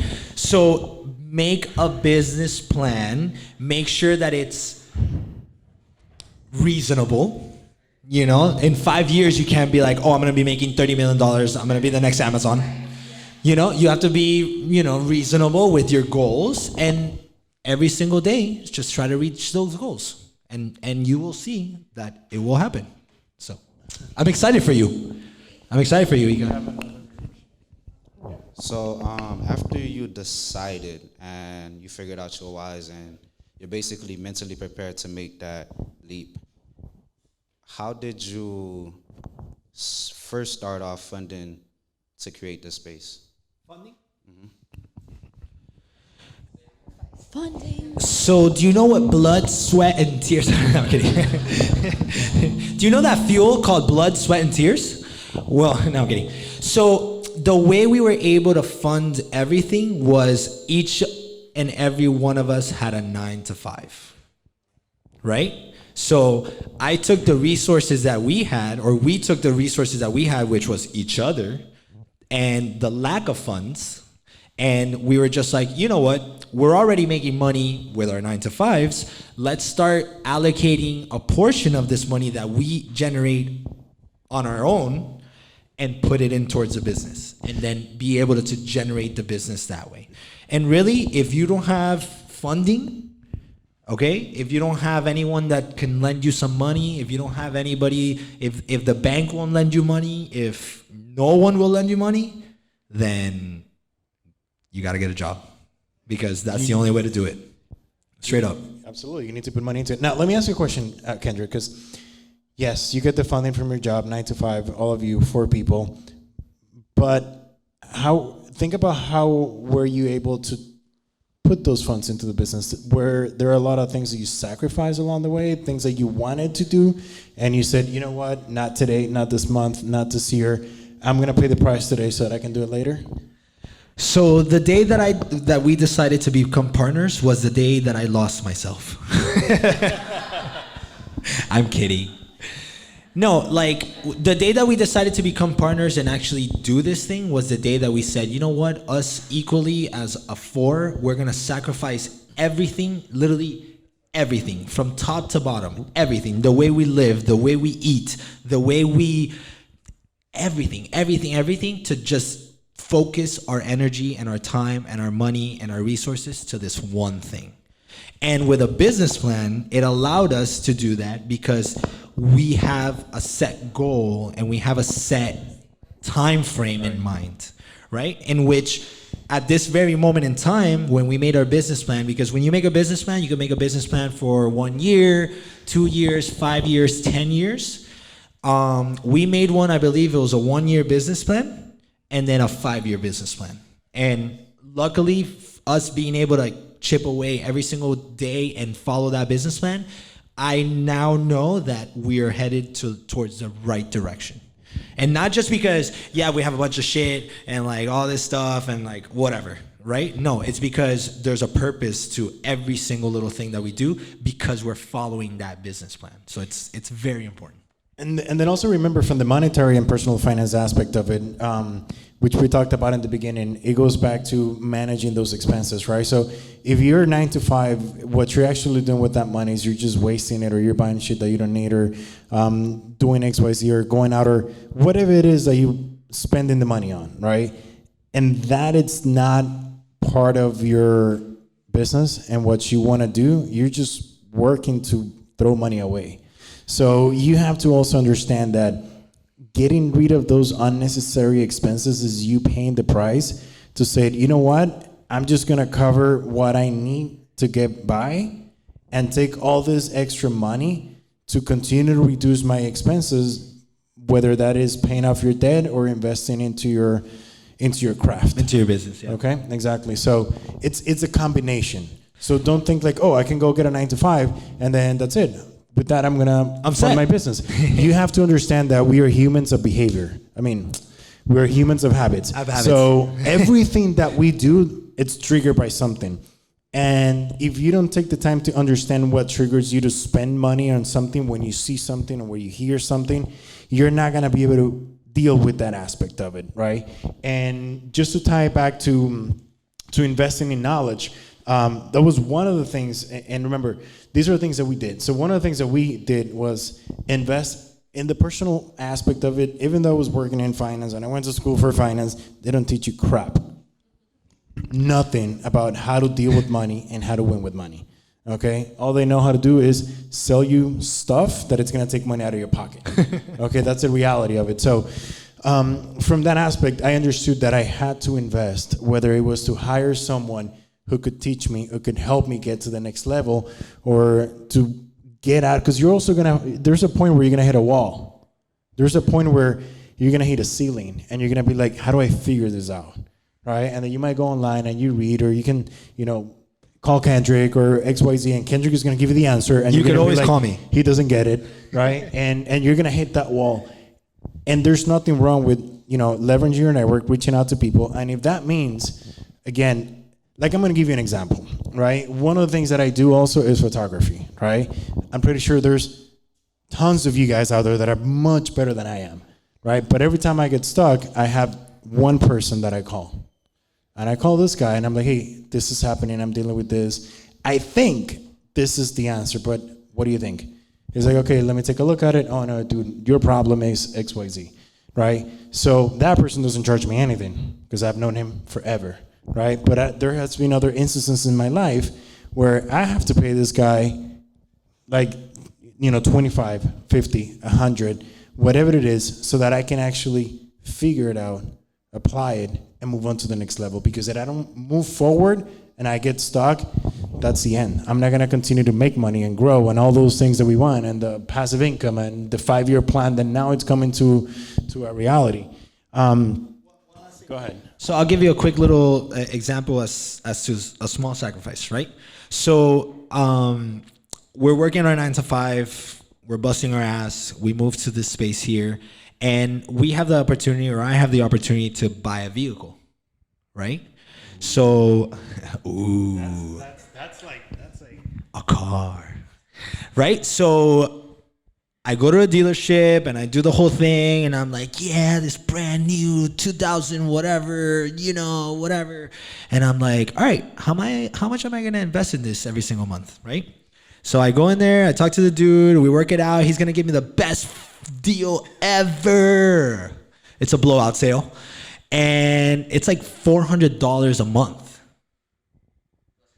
Plus insurance and all that shit. So at the end of the day, it's like $500 a month, right? The car I was gonna choose was a good choice for me, knowing me, right? But I'm like, shit, this is. I have a question. Were you able to afford those $500 or $400? No. If you would have gotten into it, did you have the money to pay for that every single month? No, and that's what we do all day, every day. Live beyond our means. We just put it on credit, and like I said, Jesus, take the wheel. Right? We can't do that anymore. So at that very moment in time, I had a decision. Is this an asset or is this a liability for me, right? And if it's something that I'm going to be investing $500 of my hard-earned 9 to 5 money on every single month, and it's really only going to take me from my house to my job to HGAB, fuck that. Wait, but Kendrick, what is an asset and what is a liability? So an asset... All right, so any of you guys, I'm a big believer in Rich Dad, Poor Dad. It's a really cool book. You guys should check it out. So an asset is something that's going to put money in your pocket. A liability is something that's going to take money out. Simple. That easy, right? So this is a liability, 110%. $500 a month for 36 months.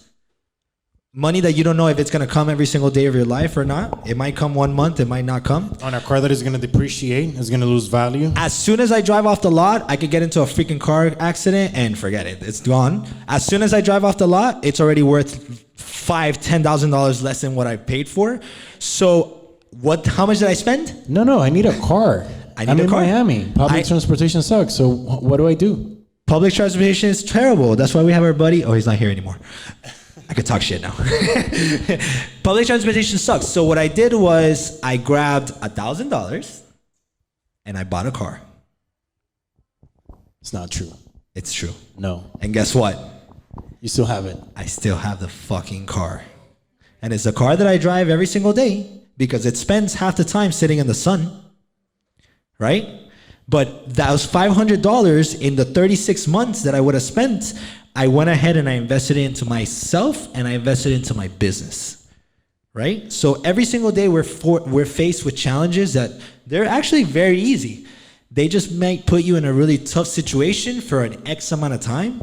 But now I'm grateful enough to be able to say, hey, my business can now purchase that car that I wanted to buy 36 months prior, So it's those little things, little by little, just connect the dots. I'm sorry? So it was actually the best investment I've ever made in my life. I'll tell you the story. All right, so I bought the car for $1,000. So technically it's not really the car that I have right now, but I bought the car for $1,000. I got into a car accident, okay? When I got into the car accident, the car insurance company was like, hey, we're gonna pay you for your damages of your car, which is totaled, and we're gonna give you $4,000. So that $1,000 investment turned into because I crashed like 2 days later. It turned into a $4,000 investment in which then I purchased the car that I have now. So technically I kind of lied, but it worked out. But I still spent $1,000. I made the decision of saying, you know what, fuck it, I'm not gonna spend $500 a month. 100%. But I mean, it wasn't an investment that I thought I was making. Like, it was an investment that I thought I knew I was making over time. Right. I still needed the car. 100%. You still need a vehicle. If it has AC or not, it's whatever.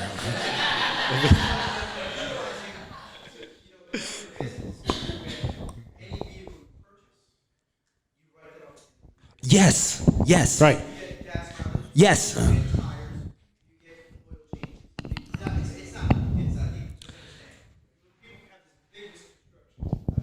Misconception. We should do this more often.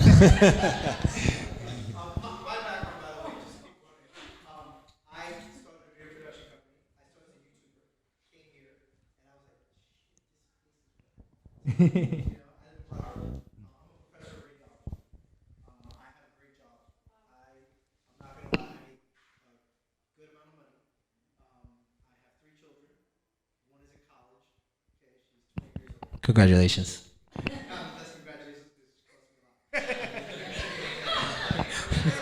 But there's a return on that investment, son.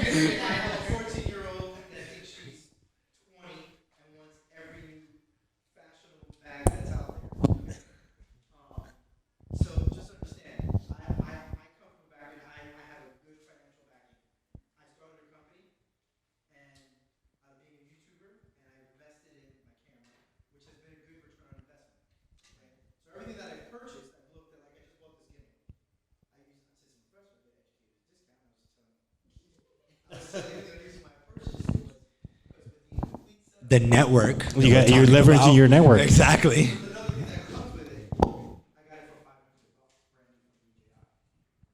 How much is it regularly? Like $800, $1,000 almost. Right. So you leverage your network and you got it for way cheaper, saving you that money to be able to invest in something else.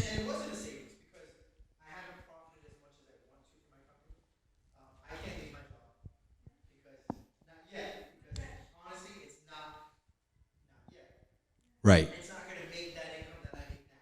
Right. But it's a matter of time. I did my forecasting. I have an MBA.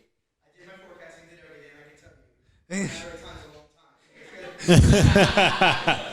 Because I look, and I'm probably like some of you, have 9 to 5. That's okay, because and the weekend is when I do most of my stuff. Right. So I rely on marketing. I rely on friends. But you rely on something else, which is another entity, another person to be able to help you with this other side gig that you've set up for yourself to generate another set of income. Yes, yeah, and I have 2 other businesses. Don't get me wrong. Boom. It's not, I have 2 other businesses that are sucking me dry also. One of them, when we did the forecasting, we get 20% of the market is $2 million in the first year. Okay? But that's built on a coder. I went through 5 coders. I had a coder who was fantastic, paid him $20,000. He went to Costa Rica, fell in love, and said, "Here goes your money back." Oh, boom. At least they give it back to you. Yeah, that's good. It's your return on your investment, So like I make these purchases, and I do them wisely. I save my money. So my biggest suggestion would be, whether it's $20 a day, make your own lunch.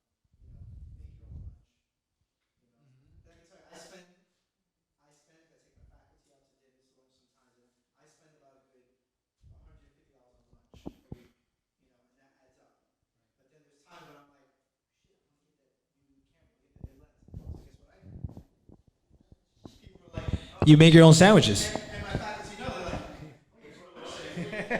what are you buying this week? Nice. Nothing. And that's the sacrifice.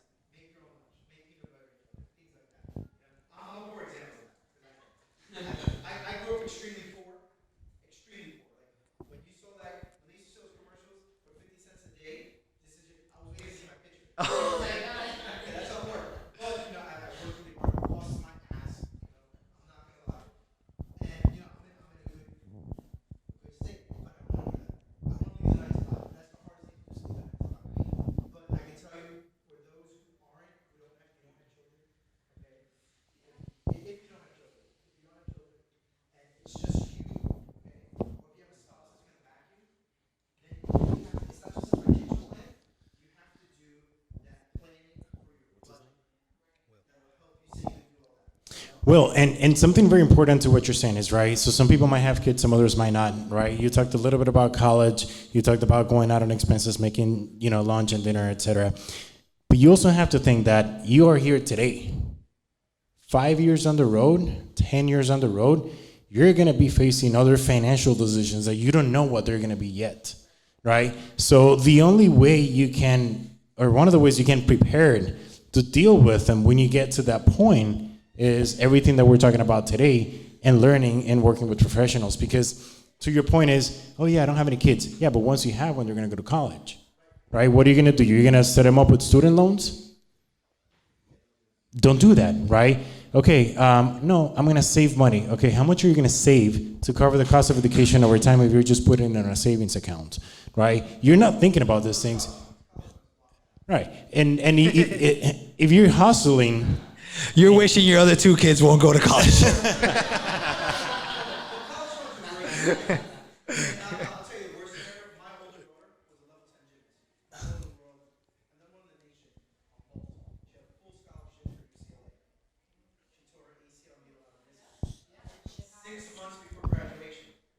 Jeez.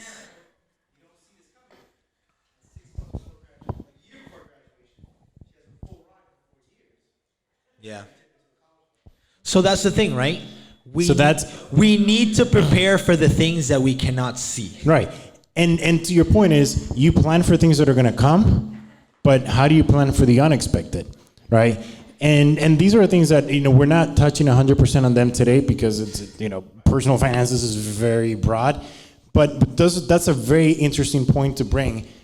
Looking at that example, we never think, especially when you're younger, right? You're like, yeah, that's not going to happen to me, right? Oh, I'll deal with that when it happens. I'll deal with it later. And the reality is that shit is going to hit the fan at some point. Like, something is going to happen, whether you like it or not, whether you believe it or not. And if you're not financially prepared for that, that's a catastrophe, financially. And that's what we want to educate you guys on today. Like, we're not here to tell you guys, hey, this is how you're going to become a millionaire.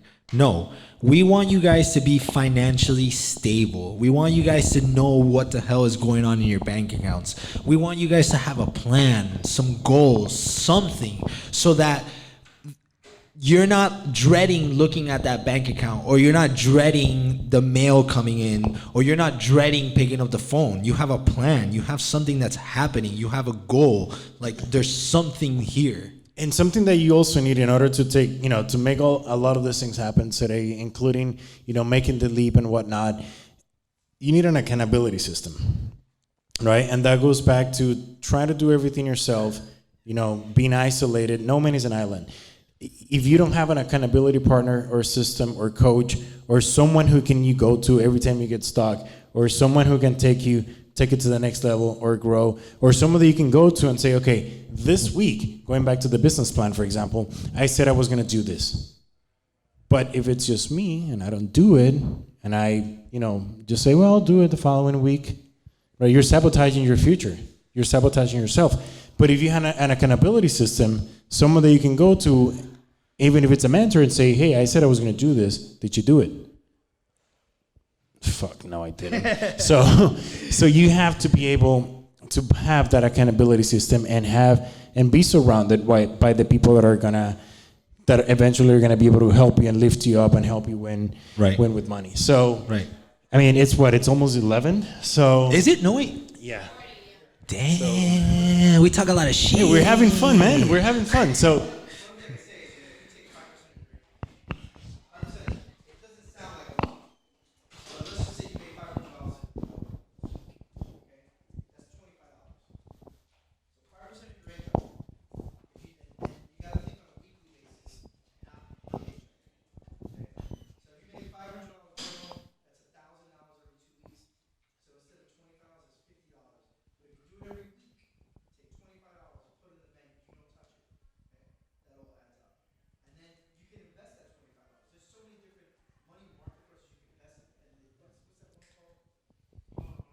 Dude, with 25 bucks, I could go to Ross, buy 5 pairs of shoes, go on eBay, and sell it for double and make double the profit. What's up? Right, but retail flipping, either putting it into the money market, but here's the thing. like anything. Here's the thing. And those are things that we agree with, and especially me coming from a financial background, I totally believe in some of those strategies. But we also have to think, like, someone that is looking to make that leap and it's working towards a business right now, that strategy might not necessarily work, because it also depends on how your money you're making in your 9 to 5, right? And then 9 to 5, if you need to take most of that money to put it into the business to buy, the $1,000 equipment that you need, that in your case you got it cheaper, right? But somebody else might not be able to get that discount, then that means they need to take as much money as they can from that, put it into this investment so they can put it to work and start generating money. That's very correlated to the level of income that you have, right? And what your goals are. Now, if, it's, as I always say, there's nothing wrong with a 9 to 5, right? And there's nothing wrong with a 9 to 5 and a side gig. If you're happy with that, and you're in an environment that you're happy and you're doing things that fulfill you, there's nothing wrong with that. There's a lot of people that are happy with it, but you have to come to terms with that. And in those particular instances, then we can talk about like other long-term strategies that will definitely work better for you, and tax strategies that are going to help you in that particular aspect of it, which eventually, if you make your business successful, you'll get to that. And you're going to have to, at that level, continue to hire people that are going to help you with those. So to wrap it up, this is what we talked about today, right? So determine your why, 7 steps, manage your debt, income, and expenses, avoid high interest debt, build multiple income streams, leverage your network, invest in knowledge, and accountability. Okay, so with that, I want to pretty much explain you guys, again, going a little bit back to MyFinTech, what we do and how we do it. I already told you why we're doing it. So we have built, look, our goal was to say, you know what, in the industry, when you think about a financial planner or a financial advisor or coach, it's like, no, that's for the rich. That's people that have money. Like, I'm not at that level yet. So our goal was to, I said I'm not rich yet. I can't afford that. Yeah, you can. So the idea was to, how can we bring these services to a level that is affordable for our community and our people and our friends and people that are around us, and nationwide, because we go nationwide as well. So we have 3 plans. Very simple. We have a plan for individuals, which is people that are single, and that's $99 a month for 3 consecutive months. That's our minimum commitment in order for us to be able to have some sort of results. Now, if you're a couple that you have your finances together, okay, I'm not talking about, girlfriend that you don't have your stuff together, you have all your life and business and money together, then that's gonna be $129 a month. Now we have a 3rd plan where we include all the aspects of your personal life and your business for entrepreneurs, and that's $199 a month. Now, to put it this way, usually a financial planner, to set up a plan for you, will charge you over $1,000 for 1 session, right? So this is what I want you guys to understand, that what we do at MyFinTech, and we're very happy to be here today and partner with HGAB, and we want to continue to do more of this, is we want to empower and educate the community so you guys can win, succeed, and as you continue to grow, you can make the smart financial decisions that we talked about through this event. So I leave it to Kendrick. So, look, guys, it's very simple, right? We go to a gym because we want to work out and get some muscles, right? We hire people because we want X, Y, and Z.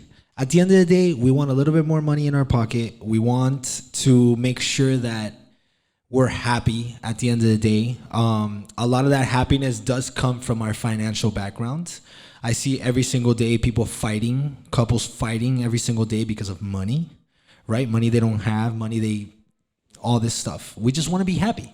Wake up in the morning, doing what we'd love to do, and knowing that, you know what, I have a plan, I have something, I have a goal, I've set this stuff. And a lot of the times it takes money to make money. So if you guys don't think that you guys have like the knowledge or the background or anything to be able to go ahead and like achieve your goals financially, then go ahead and seek help. Okay? And yeah, it might cost you $100 or it might cost you $200 or $1,000, but at the end of the day, it's all supposed to help you manage your money better and just generally live a better lifestyle. So think about that. Today we wanted to plan and team up with MyFinTech to not only be able to provide these kinds of seminars and this little bit of knowledge to kind of get you guys going a little bit. we also wanted to kind of team up and put together our creative membership here at HGAB Studios, combined with MyFinTech's amazing knowledge in financing and being able to help us with our finances. So we're actually running a really cool little promo for any creative that signs up today for a creative membership here at HGAB. They also get 3 months of amazing knowledge and planning from Ricardo and the rest of the MyFinTech team. Now, keep in mind, this is a 3-month commitment, okay? These things don't happen overnight. These things might even take more than 3 months, believe it or not. You know, all of your stories are completely different. All of your financial backgrounds are completely different. So you have to give yourself time to be able to plan and get yourself to where you want to go. It might take you a year, 2 years, who knows? He's the expert. But we did want to bring you a little bit more value when it came to our space and generating income inside our space, and then also tied in with their amazing service. What's a creative membership, Marias? Thank you, Ricardo. So, all right. So we thought we'd get a little. Let's be real, yeah. So the reason why we created HGAB Studios and all this amazingness is because we thought that creatives needed a space to create, and we don't think that they need to spend that much money to be able to create and generate income from other clients. So a creative membership basically allows you to use our facility with an allotment of time throughout the month. So dropping the rates of our hourly memberships so you guys can basically generate more money inside our space. So you don't have to go out there and build a whole studio. You don't have to go out there and get these super fancy lights that we have and all this shit that we bought. We already have it. So all you have to do is basically become a creative member and exploit us. And use us to make money. It's really that easy. Like, honestly, this is a studio that you don't have to build. You can come here every single day and sell your services as a photographer, as an artist, as a anything, and generate income inside the space. And while you're doing that, we also want to give you the ability to manage your money better and plan your finances better so you can continue to be a creative member here at HGAB Studios. So how we did that?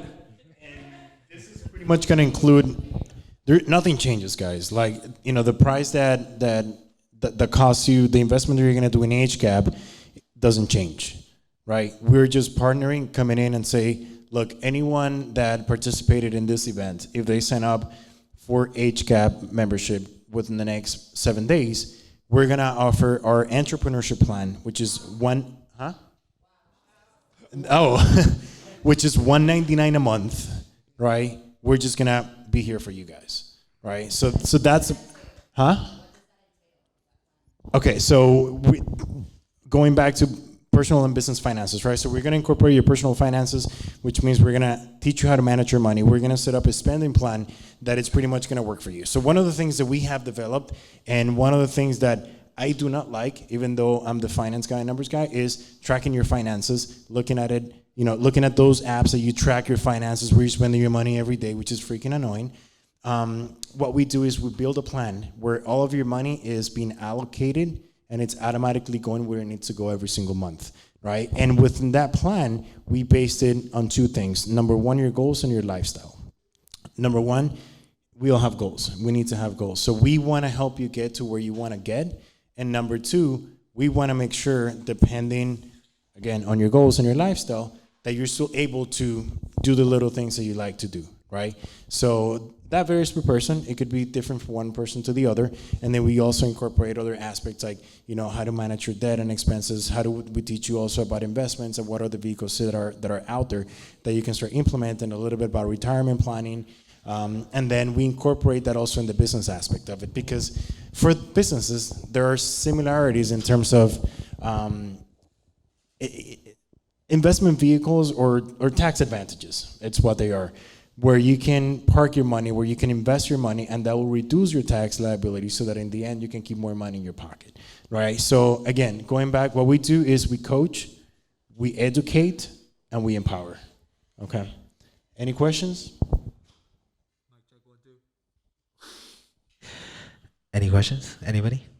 Okay, so it's simple. With a $300 a month HGAB Studios membership, which allows you to That's what I'm come. saying. What do you get with HGAB? Yeah, so which allows you to come and use our facility to our photo studios, our video studios, and our podcast studios for you guys to generate content and make some income with your clients. You also get the added value of MyFinTect, which is amazing. You had a question, and I said that I was going to point to you, and I never did.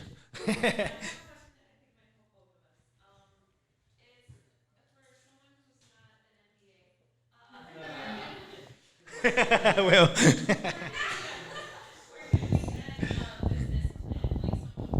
Amazing. I don't know. So where can you get help, or where can you get a business So plan? I'll tell you where we built our business plan. All right. So what was it, Chris? SBA, SBA.org or .com? .gov. Smallbusinessadministration.org. So they have .gov. .gov. The government. It's the government. S. Yeah. So SBA.com. Okay? Fuck. Just Google SBA. .gov. Just Google SBA business plan. Yeah. Google that and it's gonna redirect you there.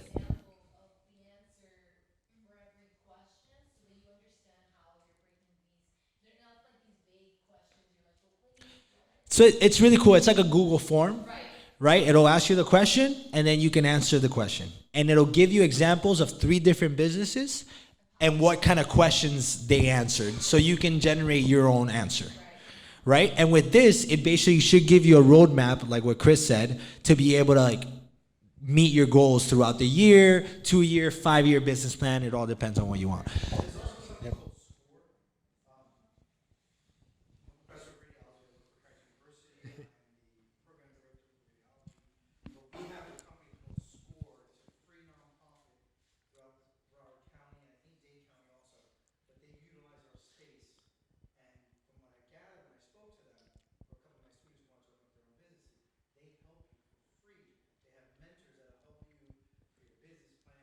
Right. Right. Good to know. With Nothing is impossible. There we go again. Google. With SBA, they'll also be able to answer a lot of your questions. Like, so commonly asked questions on small businesses. They help you guide. They'll guide you to anyone. Excuse me, too much beer. They'll guide you to like find investors and things like that. So it's really cool to just navigate throughout the website and see what you could benefit from. Another thing that I could suggest is maybe like a school of business. You know, a lot of these guys need and just want people to walk in so they can like teach you how to run a whole business. So if you find a really good school of business here in South Florida, which I'm sure UM is one of them, or anywhere online and just want to ask questions, just feel free to write. And I also think there's a bunch of nonprofit organizations that are willing to help with that. Like Will, right? That's your name? Score. No, your name, Will? Will, yeah. Well, yeah, like Will was saying. And I think also United Way's one of them that they have, like, you know, certain specific things that they can help you with. Also, if you're a lady, you get added benefits, okay? So, you know, we want to see you ladies in these industries, like running these big companies. So there's a lot of incentives that you get as a woman to be able to like grow your business. So rock and roll. As a woman, as a minority as well, if you're Hispanic, Right. that too. Yeah. What other questions? All my ladies, I want to see all my ladies owning businesses. Hey, yeah. MyFinTech is 2 girls and 1 guy. So Boom, there you go. You know? No, you guys are killing it. I'm Straight the up. employee, they're the manager. What else? What other really Any other quick questions you guys that have? you guys Come on. want? At the end of the day, guys, nothing is impossible. Okay? You just have to believe in yourself and believe that you're gonna fucking achieve this thing and just go at it face first. Okay? No matter what ups, what downs you may have, at the end of the day, you always move forward. We never move back. Okay? Absolutely. So that's all. That's something that I always tell my crew. We always move forward. We never go back. And you got to be willing to pay the price as well. You have to 100%. pay the price, and you have to go through the journey. You have to go through the process. You gotta pay the piper. You gotta pay the price. It's not gonna happen overnight. So. Oh, I like that. Shout out to Concrete Brewery. Shout out to El Zambo and Concrete Zambo. Brewery. Thank you guys for being and here shout out to today. you guys, like straight up.